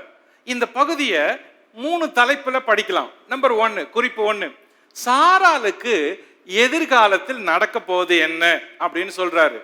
என்ன நடக்க போகுது? நம்பர் 1, 18:9 தேவன் சாராள விசாரிக்கிறாரு. நம்பர் 2, தேவன் சாராளுக்கு வாக்கு பண்றாரு. 18:10 பாருங்க. அப்பொழுது அவர், ஒரு உற்பவ கால திட்டத்தில் நிச்சயமாய் உன்னிடத்திற்கு திரும்ப வருவேன், அப்பொழுது உன் மனைவியாகிய சாராளுக்கு ஒரு குமாரன் இருப்பான் என்றால். ஃபியூச்சர், எதிர்காலத்துல நடக்க போறத தேவன் சொல்றாரு. சாராள விசாரிச்சாரு, சாராளுக்கு வாக்கு பண்றாரு. வேர்ட கவனிங்க, உற்பவ கால திட்டம். என்ன கால திட்டம்? எல்லாரும் சேர்ந்து சொல்லுங்க, கவனிங்க. 10ஆம் வசனம், ஆதி 18:10 கவனிங்க. ஒரு உற்பவ கால திட்டத்தில். 14ஆம் வசனத்தை கவனிங்க. கர்த்தரால் ஆகாத காரியம் உண்டோ? உற்பவ கால திட்டத்தில் உன்னிடத்தில் திரும்ப வருவேன். இது என்ன வார்த்தை? அது என்ன உற்பவ கால திட்டம்? வார்த்தைகளை சில நேரத்துல ஆழமா படிக்கிறப்போ பொருள் ஆழமா கிடைக்கும். சாராள் எங்க? உள்ள இருக்கிறாங்க ஐயா. ஓகே, அவளுக்கு ஒரு பிள்ளை பிறக்க போகுது, இப்பவே பிறக்க போகுது அப்படின்னு சொல்ல. Miracle, but miracle with natural. வயசாயிருச்சு, நெகட்டிவ் ஆஸ்பெக்ட். வயசாயிருச்சு, ஸ்திரீகளுக்குள்ள வழிபாடு நின்று போச்சு, பிள்ளை பிறக்கிறதுக்கு இனி வாய்ப்பு இல்லை, இன்பம் கூட வராது. சோ எல்லாமே நெகட்டிவ், எதுவுமே பாசிபிள் கிடையாது. ஆனா ஒரு அற்புதம் நடக்க போகுது. கவனிங்க, தேவன் எப்பவுமே திட்டத்தோட செயல்படுறவர். அவருடைய வார்த்தையிலே அவரை கேட்ச் பண்றோம். அவர் சொன்னது, உற்பவ கால திட்டத்தில் திரும்ப வருவேன். அப்ப என்ன உற்பவ கால திட்டம்?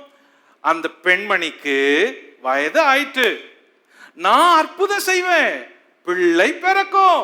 ஆனா நான் ஒரு திட்டத்தை வச்சிருக்கிறேன். பிள்ளை பிறக்கிறதுக்கு என்ன திட்டம்? அந்த பிள்ளை உற்பத்தி ஆகணும், அந்த பிள்ளை கருவுல வளரணும், சிசுவா இருந்து வளரணும், அது 40 வாரங்கள் இருக்கணும், அதாவது 10 மாதங்கள் அவள் சுமக்கணும். இது நான் ஒவ்வொரு ஸ்திரீக்கும் ஒவ்வொரு புருஷனுக்கும் பிள்ளை பேற்றுக்கு உற்பவ கால திட்டம் அப்படின்னு பிக்ஸ் பண்ணது. அற்புதம் செய்யறது தேவனா இருக்கலாம், அதே தேவன் திட்டத்தின் அடிப்படையில மீறாத செய்யறாரு. கவனிங்க, ஒரு கர்ப்பத்துல பிள்ளை பிறக்கிறதுக்கு முன்னாடி அது ஒரு கால திட்டம், நிர்ணயிக்கப்பட்ட திட்டம். அற்புதம் தான், அந்த அற்புதம் கூட திட்டத்துக்கு கீழே தான் வருது. தேவன் நியமிச்ச திட்டம், அதை மீறவே முடியாது, மாத்தவே முடியாது. இதுதான் அவர் நியமனம். இயேசு கிறிஸ்து புருஷனுக்கு பிறக்காதவர், மனுஷனுக்கு பிறக்காதவர், பரிசுத்த ஆவியினால உற்பத்தியானவர். மரியாள் கேட்டால், நான் புருஷனை அறியேனே, இது எப்படி ஆகும் என்று. பரிசுத்த ஆவியானவர் உன்மேல் வருவார் அப்படின்னு தேவ தூதன் சொன்னாரு. ஆனால் அந்த கர்ப்பம் கூட 10 மாதங்கள் உற்பவ திட்டத்துக்குள்ளேதான் வருது. இயேசு கிறிஸ்துவே ஆனால் கூட அந்த கர்ப்பத்தை சுமக்கிற தாய் பெண் அந்த 10 மாத திட்டத்துக்குள்ளே வருகிறாள். காரியத்தின் செய்தி என்ன? தேவன் ஒவ்வொன்றையும் கால திட்டத்தில் செய்கிறார். அதை மீறவே முடியாது. பல நேரங்களில் அவர் கூட அதை மீறுவது கிடையாது. நம்ம என்ன நினைக்கிறோம்? அற்புதம் நடக்கணும், எல்லாத்துக்கும் அற்புதம் நடக்கணும்னு நினைக்கிறோம். அற்புதத்தை ரொம்ப சீப்பா நினைக்கிறோம், மதீனமா நினைக்கிறோம். அதனால தான் அற்புதங்கள் பலர் வாழ்க்கையில நடக்கல. This is miracle. எது? சாராளுக்கு வயசாயிட்டு, ஆபிரகாமுக்கு வயசாயிட்டு, ஒரு உதிர போக்கு கூட நின்னு போச்சு, கிழவன். ஆனால் தேவன் சொல்றாரு, சரீரம் செத்து போச்சு, ஓகே, உனக்கு ஒரு பிள்ளை கொடுக்க போறேன். இங்க நேச்சுரலா எதுவுமே இல்லை, ஆனால் ஒரு மிராக்கிள், சூப்பர் நேச்சுரல் மிராக்கிளை தேவன் செய்யறாரு. கர்த்தர் உன் வாழ்க்கையில அற்புதம் செய்யணும்னா நீ அந்த கால திட்டத்துக்குள்ள இருக்கணும். அவர் கால திட்டத்துக்குள்ள எல்லாத்தையும் மதீனமா ஓவர்டேக் பண்ண முடியாது. மதீனமா ஓவர்டேக் பண்ண முடியாது. எனக்கு தெரியும், எத்தனையோ விசுவாசிங்க வியாதிப்பட்ட பொழுது அப்படியே கட்டில போட்டு சபையில ஸ்தோத்திரம் பண்ணுகிறாங்க. சில சபையில, சியோனுக்கு டைரக்டா போற சபையில, ஹேய், மருந்து எடுக்க மாட்டேன், மாத்திரை எடுக்க மாட்டேன், ஹாஸ்பிட்டலுக்கு போக மாட்டேன், வைத்தியரை பார்க்க மாட்டேன், வலி, வயிற்று வலி துடிக்கிற கட்டில போட்டு சபையில போட்டு படுக்க வச்சுட்டு எந்த ஒரு வைத்தியம் இல்லாம கர்த்தர் ஹீல் பண்ணுவார் அப்படின்னு சொல்றீங்களே, அற்புதத்தை மதீனமா எதிர்பார்க்க கூடாது. கால திட்டம் இருக்குது, கால திட்டம். அந்த திட்டத்துக்கு ஃப்ரேமுக்குள்ள எப்பவுமே இருக்கணும். அற்புதம் நடக்கும், அற்புதத்துல டவுட் இல்லை. 100% அற்புதம் guarantee, miracle guarantee. God is a miracle working God. ஆனா சிஸ்டமேட்டிக் இருக்கிறதே, சிஸ்டம், அந்த சிஸ்டம் ரொம்ப முக்கியம். கால திட்டத்தை தேவன் மீறலையே. அவள் கூட 10 மாதம் தானே கர்ப்பம் தரிச்சா. அப்போ ஒரு பெண்ணு கால திட்டத்தை, தேவனால் நிர்ணயிக்கப்பட்ட திட்டத்துக்குள்ள வரா. மாசம் 1, மாசம் 2, மாசம் 3, மாசம் 4, மாசம் 5, 6, 7, 8, 9, 10. இந்த கால திட்டம் தேவன் நியமிச்சது. உற்பவ கால திட்டம் தேவன் நியமிச்சது. அந்த தேவன் மீறல. அற்புதம் தான் பிள்ளை பேரு. இந்த பிள்ளையே அற்புதம் தான், ஆனா திட்டத்துக்குள்ள இருக்குது. அப்போ விசுவாசிகள் கர்த்தருடைய மைண்ட புரிஞ்சிக்கணும்னா வேத வசனத்தை ஆழமா படிக்கணும். சும்மா எல்லாத்துக்கும் அற்புதத்தை எதிர்பார்த்துன்னு காத்துன்னு இருக்க கூடாது. தேவ திட்டம்னு ஒண்ணு இருக்குது, அது அந்த திட்டத்துக்குள்ள இருக்கிறப்பதான் வரும். கவனிங்க, வசனம் சொல்லுது எல்லாத்துக்கும் ஜெபிக்கணும் அப்படின்னு சொல்லுது. கரெக்ட். என்னாலும் ஜெபிக்கணும். இயேசு சொன்னாரு, என் நாமத்தினாலே எதை கேட்டாலும் அதை அதை நான் உங்களுக்கு செய்வேன். கேளுங்கள், சொல்லுங்க, கேளுங்கள், அப்பொழுது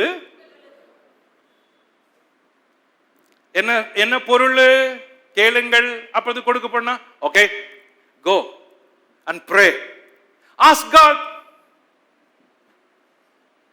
ஓகே, கேளுங்கள், அப்பொழுதும் ஆண்டவரே நான் கேட்கிறேன், எனக்கு தாரும், ஆண்டவரே எனக்கு தாரும். ஓகே, நெக்ஸ்ட் ஆஃப், தட்டுங்கள் அப்பொழுது உங்களுக்கு திறக்கப்படும். ஓகே, எல்லாமே ஜெபத்துல தான். ஜெபம் பண்ணிட்டு ஜெபத்துல கிடைக்கலன்னா சும்மா இருக்காத, நெக்ஸ்ட் ஸ்டெப்புக்கு வா. அப்போ நீ எக்ஸ்ட்ரா ஏதோ ஒன்று செய்யணும். உனக்கு அற்புதம் நடக்க, உன் வாழ்க்கை கட்டப்பட, நீ கேட்டது கிடைக்க, விரும்பினது நடக்க. பலர் என்ன பண்றோம்? கேட்டுக்கிட்டே இருக்கிறோம், ஒரு இடத்துல அங்கேயே நிக்கிறோம், ஆனா கிடைக்கவே இல்லை. நெக்ஸ்ட் ஸ்டெப் ஜெபம் பண்ணு. கேட்க சொன்னாரு, கேளு கேளு. ஓகே, கேட்டுக்கிட்டே இருக்கிற, ஓகே கிடைக்கல, நாள் ஆகுது, மாசம் ஆகுது, வருஷம் ஆகுது. Do that. தட்டு, அப்ப திறக்கும். இப்போ வேற மாதிரி ஆக்ஷன்ல இறங்கு. இதுவும் மிராக்கிள் தான், இதுவும் ஜெபத்தினால தான் வரும். ஓகே, தட்டு கிடைக்கல, தேடுங்கள் கண்டடைவீர்கள். இதுவும் பிரேயருக்கு ஆன்சர் தான். ஜெபம் பண்றவங்க தான் ஜெபம் பண்றாங்க, கம்முன்னு இல்ல, ஜெபம் பண்றாங்க. கடவுள் கொடுப்பேன்னு சொன்னாரு, கொடுக்கல. ஆனா ஜெபம் பண்ணிக்கிட்டே இருக்கிறோம்.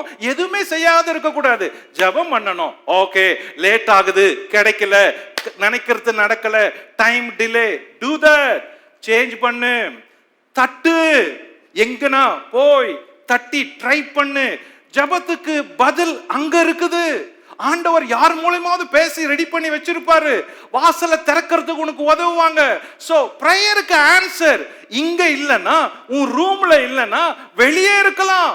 கோ நாக் த டோர்.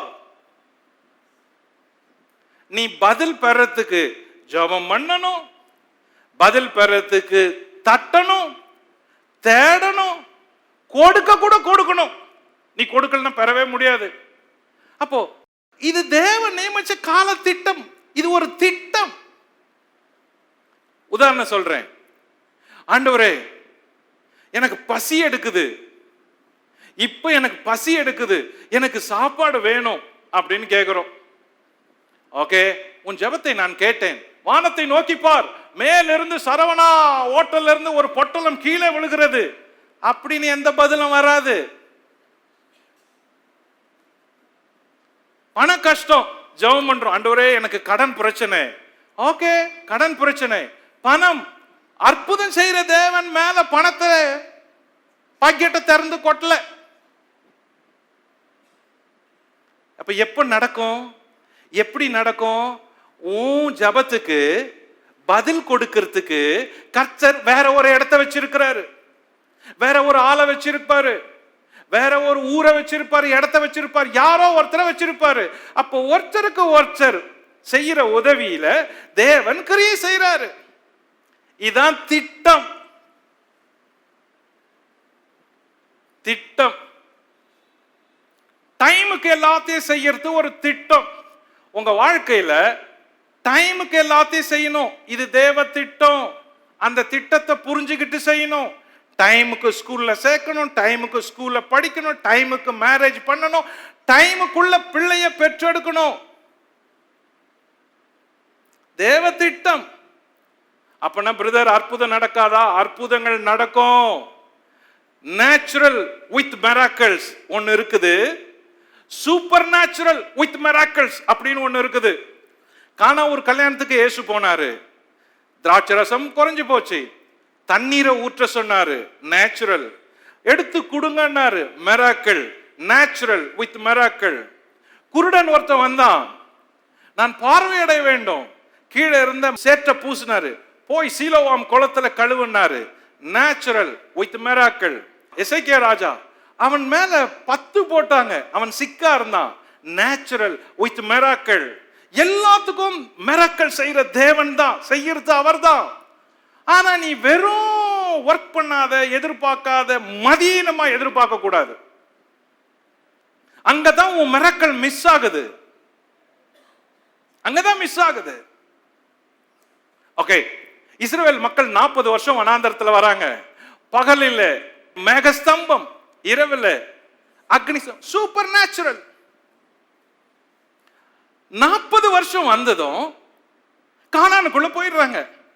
இந்த 40 வருஷம் அவங்களுக்கு மன்னா பொழிது, சூப்பர் நேச்சுரல். எல்லாமே சூப்பர், சூப்பர் நேச்சுரல், இயற்கைக்கு அப்பாற்பட்ட அற்புதம். கானானுக்குள்ள போனதுமே அன்றைய நாள்ல சேம் டே உள்ள போனதுமே மன்னா பொழிது நின்னு போச்சு. ஏன்? கொடுத்திருக்கலாமே. திட்டம். உன் தேவை வேற வழியே இல்லைன்னா நான் உனக்கு அற்புதம் செய்வேன். ஆனா உன் தேவையில பல வழிகள் இருக்குது, அதுக்கு நீ ஒர்க் பண்ணணும், என்னிடத்துல கேட்கணும். நான் சில காரியங்களை உனக்குன்னு வச்சிருப்பேன், சிலரை வச்சிருப்பேன், சில வழிகளை வச்சிருப்பேன். என்னிடத்துல கேட்கிற, நான் வச்சிருப்பேன், அதுக்கும் நீ ரிசீவ் பண்ண ஒர்க் பண்ணணும். அவங்க கானானுக்குள்ள போனதுமே அன்றைய தினமே மன்னா பொழிது நின்னு போச்சு. இப்ப ஏன் ஆண்டவரே இந்த ஊர்ல வந்துட்டோம், இப்பவும் பொழியக்கூடாதா அப்படின்னா, இப்ப நேச்சுரலா நீ ஒர்க் பண்ணுப்பா. நீ ஏர் உழுது, விதை விதைத்து, நீ பயிர் செய்து, நீ சாப்பிடுப்பா. உன்னதான் உங்க ஊர்ல கொண்டு வந்து விட்டுட்டேனப்பா. Natural, supernatural. பட் ரெண்டுத்துக்கும் மிராக்கிள் அவசியம். ஆனா நீ மதீனமா எல்லாத்துக்கும் அற்புதத்தை நாடிட்டு இருந்தீனா, எல்லார் இடத்துலயும் போய் தலையை நீட்டிட்டு இருந்தீனா, தீர்க்க தரிசனம் சொல்லுவாங்க சொல்லுவாங்க சொல்லுவாங்கன்னு போய் நம்பி நின்றீனா, உனக்கு ஒண்ணுமே நடக்காது. எழுதி வச்சுக்கோ, உனக்கு ஒண்ணும் நடக்காது, ஒரு அற்புதம் நடக்காது. ஏன்? நீ ஒவ்வொரு ஆளுகிட்ட தலையை நீட்டினே போற. கால திட்டம் இருக்குது, உனக்குன்னு அவர் நியமிச்சது இருக்குது. வாழ்க்கையில இதெல்லாம் நீ செய்வ அப்படின்னு திட்டமிட்டு வச்சிருக்கிறாரு. என்ன அழகா சொல்றாரு, 2 இடத்துல சொல்றாரு. உற்பவ கால திட்டம் முடிஞ்சதும் திரும்ப வருவேன்னு. அப்போ தேவனே தாம் நியமித்த திட்டங்களுக்கு கீழ்ப்படுகிறாரு, கட்டுப்படுறாரு, ஃபாலோ பண்றாரு. நம்ம ஏமாத்திரம் எவ்வளவு ஈஸியா ஓவர்டேக் பண்றோம். வசனம் இல்லாததுனால, படிக்காததுனால மதீனமான விசுவாசியா இருக்கிறோம். அதனாலதான் அற்புதங்கள் எல்லாருக்கும் நடக்கிறதில்ல. ஐயோ, நான் இத பேசுறேன், எல்லாருக்கும் அற்புதம் நடக்கணும்னு விரும்புறேன். எப்ப தெரியுமா? வாங்க, வசனத்தை படிங்க, ஆண்டவரை பாருங்க, புரிந்து கொள்ளுங்க. நல்ல புரிந்து கொள்ளுதல் உங்களுக்கு வரும் பொழுது, தேவனை அறிகிற அறிவு வரும் பொழுது, கர்த்தர் உங்க வாழ்க்கையில செய்யற அற்புதங்கள், நடத்துற விதங்கள், போகிற போக்கு, வருகிறவர், எல்லாவற்றிலும் தேவனுடைய கிரியைகளை பாப்பீங்க. அப்ப யாரும் உங்களுக்கு தேவையில்லை. அங்க போய் தலை விடுறது, இங்க போறது, இங்க போறது, இங்க போறது. சில ஊர்களுக்கு போனா ஜெபம் பண்ணா செல்போனை ஆன் பண்ணிட்டு கிட்ட நிக்கிறாங்க ஒவ்வொருத்தருக்கும். ஏன்னா அவங்களுக்கு ஏதாவது தீர்க்க தரிசனம் சொல்லுவனா, தீர்க்க தரிசனம் வருமானு பழகி போச்சு. நோ, தேவனிடத்துல பெருசா எதிர்பார்ப்போம். தேவன் பெருசா செய்யறவரா இருக்கிறாரு, உனக்கு செய்யறதுக்கு அவர் ஆவலா இருக்கிறாரு. ஆனா அவரை புரிஞ்சுக்கோ, புரிந்து கொள், அவர் எவ்வளவு நல்லவர்னு. அற்புதங்களை எதிர்பாரு, சரியா எதிர்பாரு. ஆக சாராளுக்கு நிகழ்காலத்துல சொன்னது குறிப்பு 2. குறிப்பு 1 சொன்னேன், சாராளுக்கு எதிர்காலத்துல என்ன நடக்க போகுதுன்னு தேவன் சொல்றாரு. அவளுக்கு அடுத்த முறை அவர் வந்தார்னா உற்பவ கால திட்டத்துல கையில பிள்ளை இருக்கும்ன்றாரு, ஃபியூச்சர். இப்போ சாராள் சொல்றா நிகழ்காலத்தை. அவள் என்ன சொல்றா பாருங்க. நம்பர் 1, அவள் வயது முதிர்ந்தவளா இருந்தா, 18-11. நம்பர் 2, வழிபாடு நின்று போனவளா இருந்தா, 18-11. நம்பர் 3, கிழவியா இருந்தால், 18-13. நம்பர் 4, தன் கணவனை ஆண்டவன் என்றால், 18-12. நம்பர் 5, உள்ளத்தில் நகைத்தால், 18-12. கவனிங்க, அவளுடைய நிகழ்காலம். நிகழ்காலத்தை குறித்து சாராள் சொல்றத வாஸ்து பாருங்க. 18-11. ஆபிரகாமும் சாராளும் வயது சென்று முதிர்ந்தவர்களாய் இருந்தார்கள். ஸ்திரீகளுக்குள்ள வழிபாடு சாராளுக்கு நின்று போயிற்று. ஆகையால் சாராள் தன் உள்ளத்திலே நகைத்து, நான் கிழவியும் என் ஆண்டவன் முதிர்ந்த வயதுள்ளருமான பின்பு எனக்கு இன்பம் உண்டாயிருக்குமோ என்றாள். அப்பொழுது கர்த்தர் ஆபிரகாமை நோக்கி, சாராள் நகைத்து நான் கிழவியாயிருக்க பிள்ளை பெறுவது மெய்யோ என்று சொல்வானேன்? கர்த்தரால் ஆகாத காரியம் உண்டோ? உற்பவ கால திட்டத்தில் உன்னிடத்துக்கு திரும்ப வருவேன், அப்பொழுது சாராளுக்கு ஒரு குமாரன் இருப்பான் என்றால். சாராள் பயந்து நான் நகைக்கவில்லை என்று மறுத்தாள். அதற்கு அவர், இல்லை, நீ நகைத்தாய் என்றார். ஓகே, பாருங்க, அவள் முதிர் வயதா இருக்கிறேன் அப்படின்னு நினைக்கிறான். இந்த சூழ்நிலை யோசித்து பாருங்களேன். அந்த அம்மா எப்படி எல்லாம் நினைச்சிருக்கோன்னு. முக்கியமான நபர் சாராள். லிசன், 90 வயசுல இந்த ஒரு பிள்ளைக்கு அந்த தாய் காத்திருக்கிறா. அவ வேற ஒரு பிள்ளைய பெற்றே எடுக்கல. இந்த ஒரு பிள்ளைக்காக அந்த ஒரு புருஷனோட காடு மலை ஊரு நாடு ஆறு வெயில் மழை நிந்த அவமானம் இதையெல்லாம் சகிச்சு அந்த ஒரு புருஷனோடவே வாழ்ந்து இந்த ஒரு பிள்ளைக்காக 90 வயசு வரைக்கும் காத்திருக்கிறான். அந்த தாயை பாராட்டணும். அந்த அம்மா சொல்லுது, நானே வாழ்க்கையில எவ்வளவு எதிர்பார்த்தேன், ஒன்னும் நடக்கல, வயது சென்றுடுச்சு, வயது முதிர்ந்து போச்சு, அதுக்குள்ளாத ஸ்திரீகளுக்குள்ள வழிபாடு கூட எனக்கு நின்று போச்சு, ஏஜே பார் ஆயிடுச்சு, நான் இயற்கையா எனக்கு இருக்க வேண்டிய எதுவுமே எனக்கு இல்லை, நான் ஒரு கிழவி, நான் ஒரு கிழவி. சீது அவங்க சொல்ற வார்த்தைகள்லாம் பாருங்க, எல்லாமே நெகட்டிவ் அண்ட் ரியல். நான் ஒரு கிழவி. இப்போ அப்புறமா இன்னொரு வார்த்தையை சேர்த்து சொல்றேன், என் ஆண்டவன் இருக்கிறாரு, ஆண்டவன் அவருக்கு கூட வயசாயிடுச்சு, இப்ப போய் எனக்கு இன்பம் வருமோ அப்படின்றாரு. இந்த தாயினுடைய வார்த்தைகளிலிருந்து கவனிக்க வேண்டியதை புரிந்து கொண்டு கவனிப்போம். பிசிக்கலி அந்த அம்மா old, very old, mentally also old. அவங்க சொல்றாங்க, நான் கிழவி ஆயிட்டேன், இனிமே எனக்கு இன்பம் வருமோன்றாங்க. பட் ஆபிரகாம அவங்க கூட சேர்த்து பேசுறப்ப அந்த ஒன் வேர்டு என்ன ரொம்ப கேட்ச் பண்ணுச்சு. லிசன் லிசன், இங்க பாருங்க 18-12.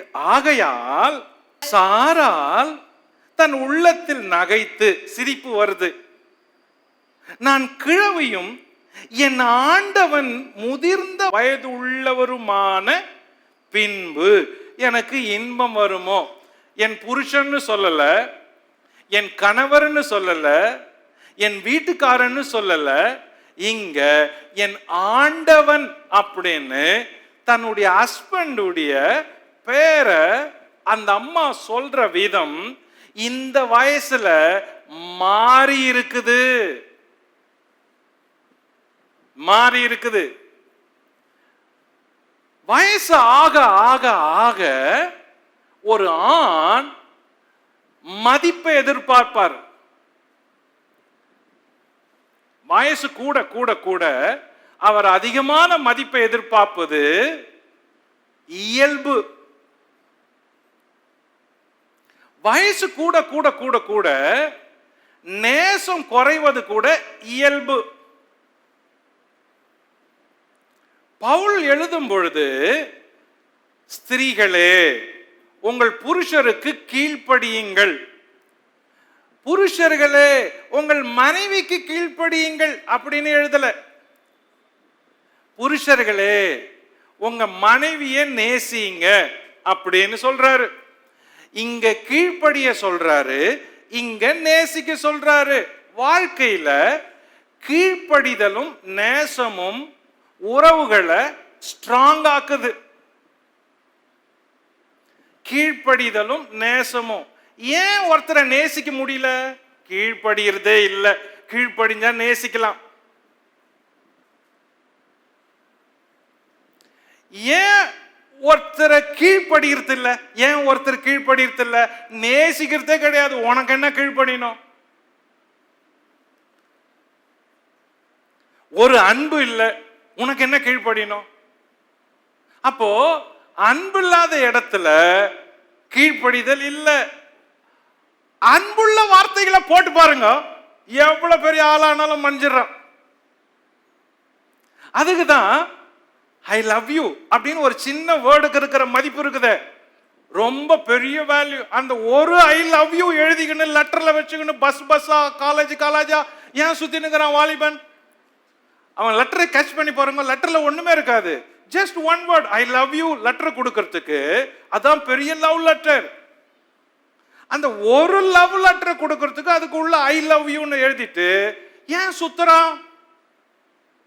ஏன்னா அது பெரிய வேல்யூ. அந்த ஒரு ஐ லவ் யூ ஒரு ஆளையே கவுக்குது.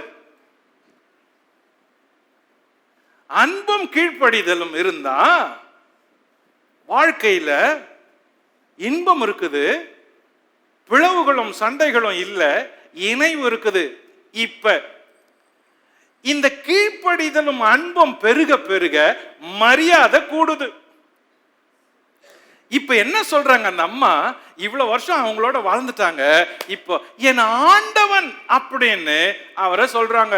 ஹவு அந்த ரெஸ்பெக்டபிள் வே பாருங்க. என் புருஷன் அப்படின்றது வேற, என் ஆண்டவன் அப்படின்றது வேற.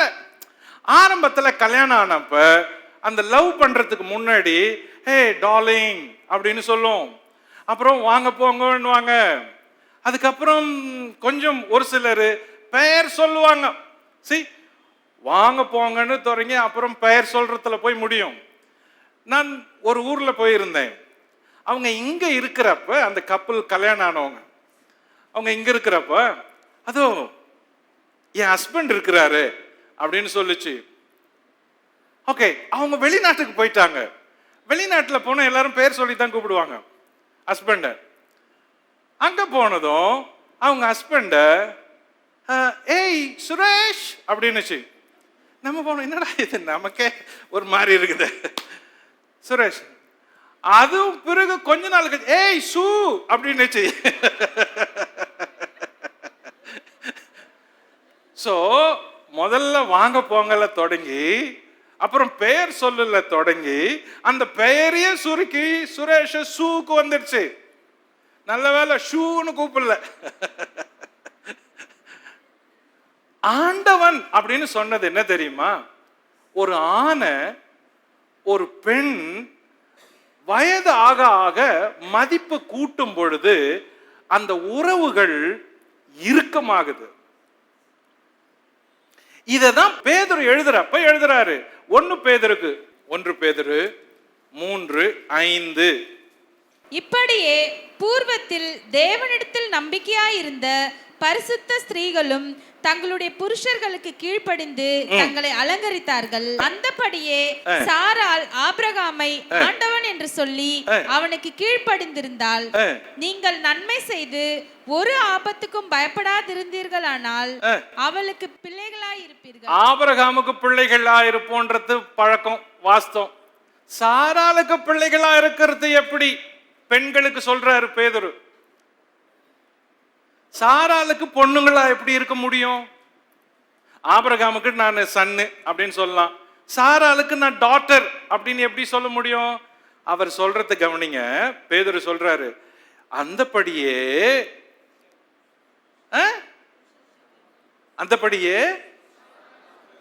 சாராள் ஆபிரகாமை எங்க சொன்னாங்க?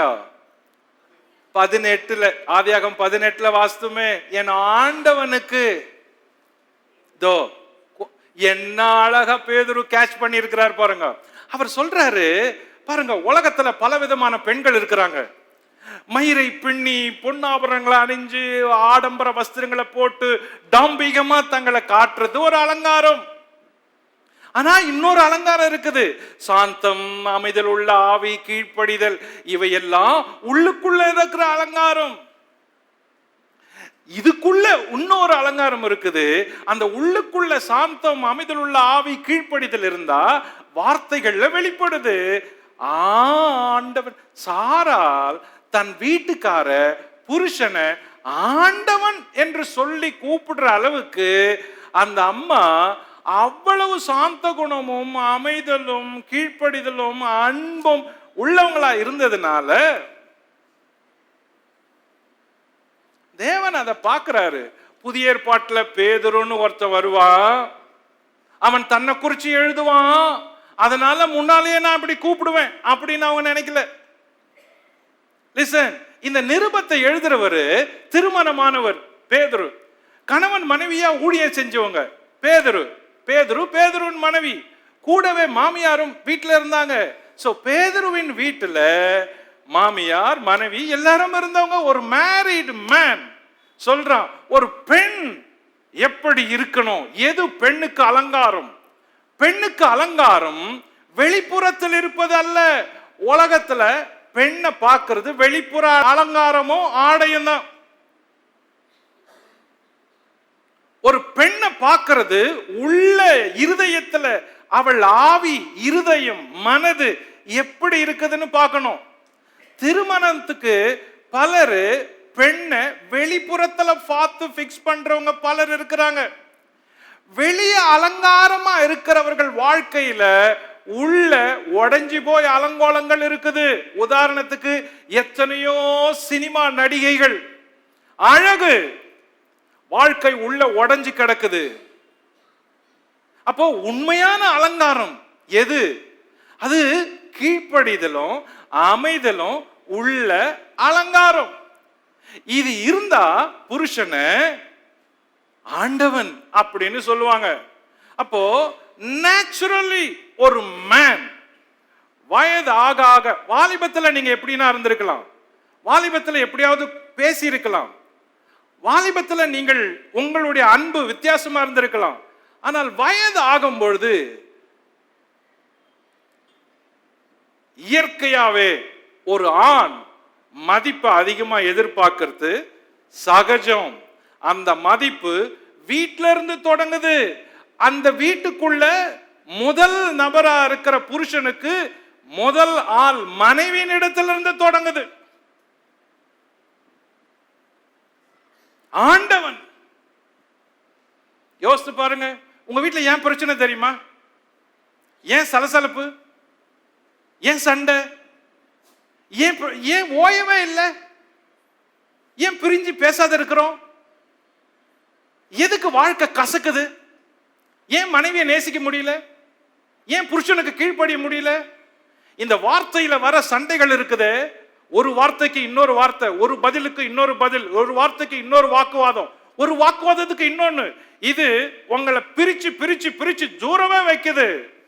எது உங்களை இணைக்கும் தெரியுமா? என் ஆண்டவன்.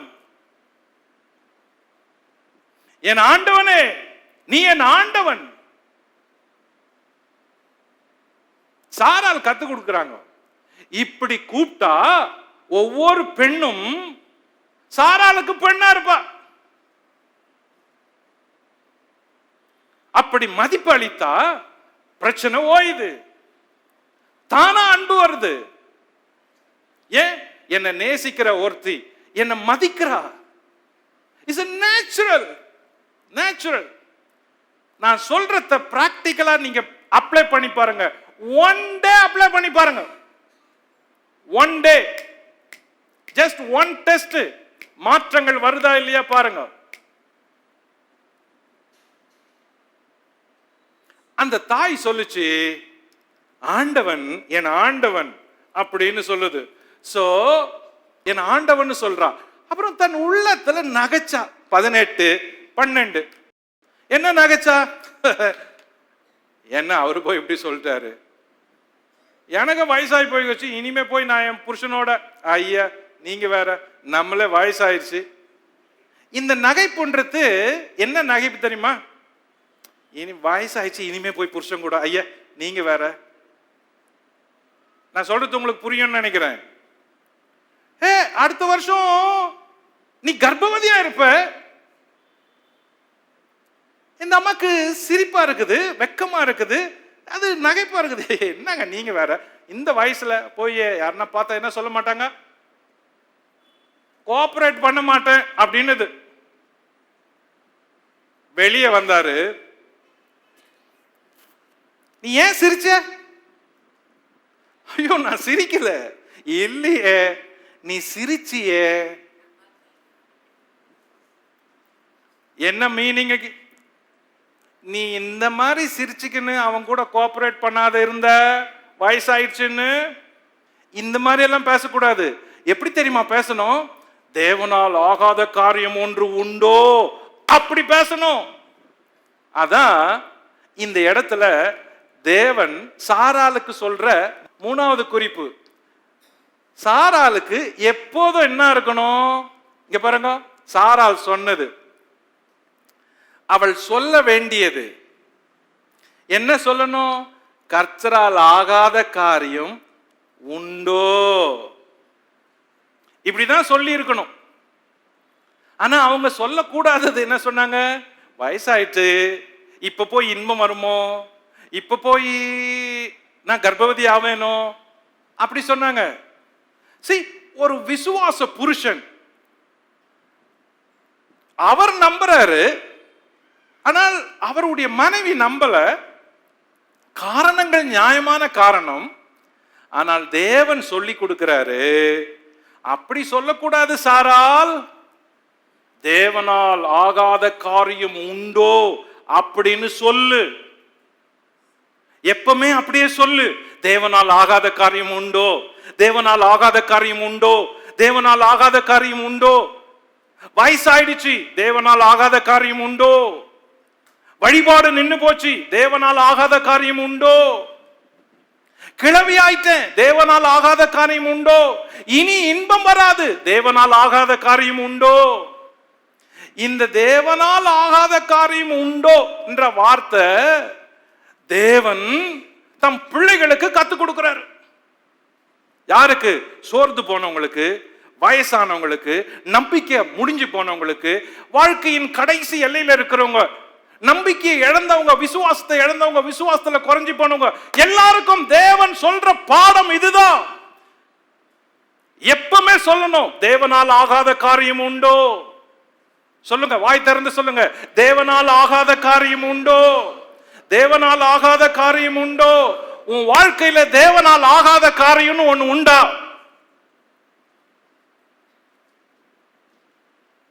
இல்ல இல்ல. இத பிராக்டிஸ் பண்ணி பாருங்க. தேவனால் ஆகாத காரியம் ஒன்று உண்டோ? வயசாயிடுச்சு, பார்வை போயிடுச்சு, வியாதிகள் இருக்குது, எல்லாரும் கைவிட்டுட்டாங்க, the last end stage, last stage, சொல்லிப்பார், தேவனால் ஆகாத காரியம் உண்டோ. அப்ப தேவனை விசுவாசிக்கும்படி தேவனே நமக்கு சொல்லி கொடுக்கிறாரு. இன்னைக்கு ராத்திரி உங்களுக்கு சொல்ற பாடம் இதுதான். உங்க வாழ்க்கையில எப்பவுமே ஒரு காரியத்தை மறக்காதீங்க. எல்லாமே நெகட்டிவ், எல்லாமே ஜீரோ, எல்லாமே மைனஸ், நம்பிக்கையே இல்லை, செத்து போச்சு சரீரம், கிழவியாயாச்சு, வழிபாடு நின்று போயிடுச்சு, இனி இயற்கையா எதுவுமே கிடையாது. ஆனால் நீ சொல்ல வேண்டிய ஒரு வார்த்தை இருக்குது, கடைசி வரைக்கும் தேவனால் ஆகாத காரியம் ஒன்று உண்டோ. கரங்களை தட்டி ஆண்டவருக்கு மகிமை செலுத்துவோம். எல்லாரும் ஒரு நிமிஷம் எழுந்திருப்போம். எல்லாரும் ஆண்டவரை பார்த்து சொல்லுவோம், தேவனால் ஆகாத காரியம் ஒன்று உண்டோ. வாய் திறந்து சொல்லுங்க பாப்போம். 4-5 தடவை சொல்லுங்க. எல்லாம் வாய் திறந்து திரும்ப திரும்ப சொல்லுங்க. எல்லாரும் சத்தமா சொல்லுங்க, தேவனால் ஆகாத காரியம் உண்டோ, தேவனால் ஆகாத காரியம் உண்டோ, தேவனால் ஆகாத காரியம் உண்டோ, தேவனால் ஆகாத காரியம் உண்டோ, தேவனால் ஆகாத காரியம் உண்டோ. சிஸ்டர், பிரதர், உங்க வாழ்க்கையில தேவனால் ஆகாத காரியம் ஒன்றும் இல்லை, ஒன்றும் இல்லை, ஒன்றும் இல்லை, ஒன்றும் இல்லை, ஒன்றும் இல்லை. தேவனால் ஆகாத காரியம் உன் வாழ்க்கையில ஒண்ணும் இல்லை. Believe it, believe it, believe it, believe it, believe it, believe it, believe it, believe it, believe it. Hallelujah, hallelujah, hallelujah. எல்லாரும் வாய் திறந்து கர்த்தரை ஸ்தோத்திரம் பண்ணுவோம். ஆண்டவரே, என் வாழ்க்கையில தேவனால் எல்லாம் கூடும்னு நம்புறேன். எல்லாம் கூடும் ஆண்டவரே உம்மால. சொல்லுங்க, வாய் திறந்து அறிக்கை பண்ணுங்க, வாய் திறந்து அறிக்கை பண்ணுங்க, வாய் திறந்து அறிக்கை பண்ணுங்க. இன்னையிலிருந்து உங்க வாழ்க்கையில ஒரு மாற்றம் வருது. இன்னிலிருந்து ஒரு மாற்றம் வருது. உங்க சரீரத்துல ஒரு மாற்றம் வருது. உங்க உடல் உறுப்புகள்ல ஒரு மாற்றம் வருது. எல்லாம் மைனஸா இருக்கலாம், எல்லாம் உங்களுக்கு நெகட்டிவா இருக்கலாம், எல்லாம் ஜீரோவா இருக்கலாம். ஆனால் உங்களிடத்தில் இருக்கிற ஒரே ஒரு நம்பிக்கை, தேவனால் ஆகாத காரியம் ஒன்று உண்டோ.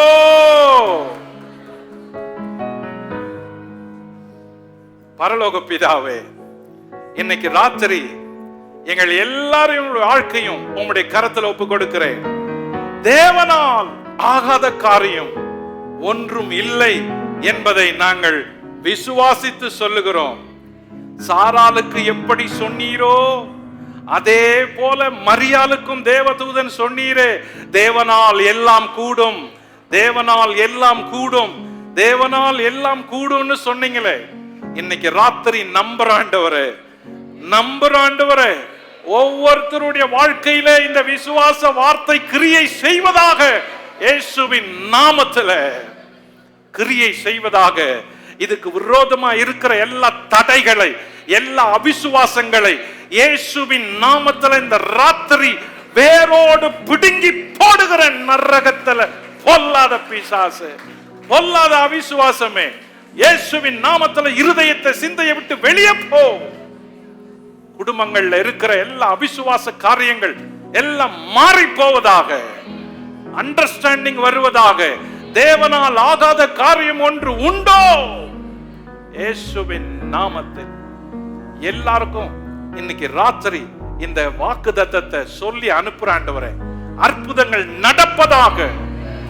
அற்புத அடையாளங்கள் இவர்கள் வாழ்க்கையில இயேசுவின் நாமத்தில் இன்றைக்கு நடப்பதாக, இன்றிலிருந்து நடப்பதாக இயேசுவின் நாமத்தில்.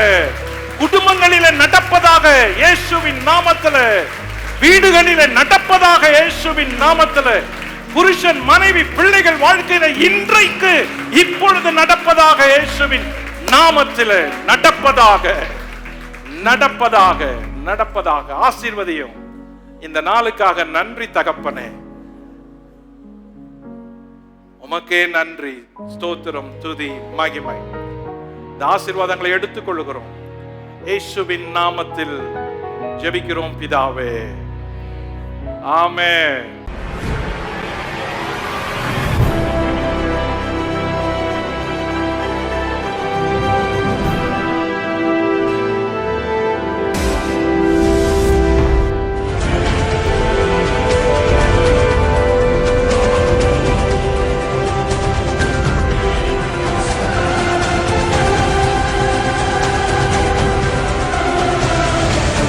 இந்த நிகழ்ச்சியின் மூலம் நீங்கள் பெற்ற ஆசீர்வாதங்களை எங்களுக்கு தெரியப்படுத்துங்கள். இந்த ஊழியத்தை உங்கள் ஜெபங்களாலும் காணிக்கைகளாலும் தாங்குங்கள். நீங்கள் எங்களோடு தொடர்பு கொள்ள வேண்டிய முகவரி: Bible Calls, நம்பர் PC 1/10, பாரிசாலை, Mogappair east, Chennai 37, India. Contact number 919244448080, 918939397739. Our email ID biblecalls@gmail.com. Our website www.biblecalls.com, www.thejesusmission.in. இந்த ஊழியத்தை உங்கள் பொருளாலும் காணிக்கையாலும் தாங்க அன்போடு அழைக்கிறோம். எங்கள் வங்கி விவரம்: The Jesus Mission, Bank Account Number 7470453996, Indian Bank, Kelly's, Chennai 10. IFSC Code IDIB 000K071. இந்தியாவுக்கு வெளியே நீங்கள் வசிப்பவரானால் நீங்கள் காணிக்கை அனுப்ப வேண்டிய எங்கள் வங்கி விவரம்: The Jesus Mission, Bank Account Number 80002111000003, Bank of India, Chennai 1, India. IFSC Code IDIB 000K071. மேலும் எங்கள் நிகழ்ச்சிகளை www.bibletv.tv-இல் காணத் தவறாதீர்கள். மேலும் எங்கள் நிகழ்ச்சிகளை பைபிள் கால்ஸ் யூடியூபிலும் கண்டு ஆசீர்வாதம் பெறுங்கள். இறைவன் இயேசு உங்களை ஆசீர்வதிப்பாராக.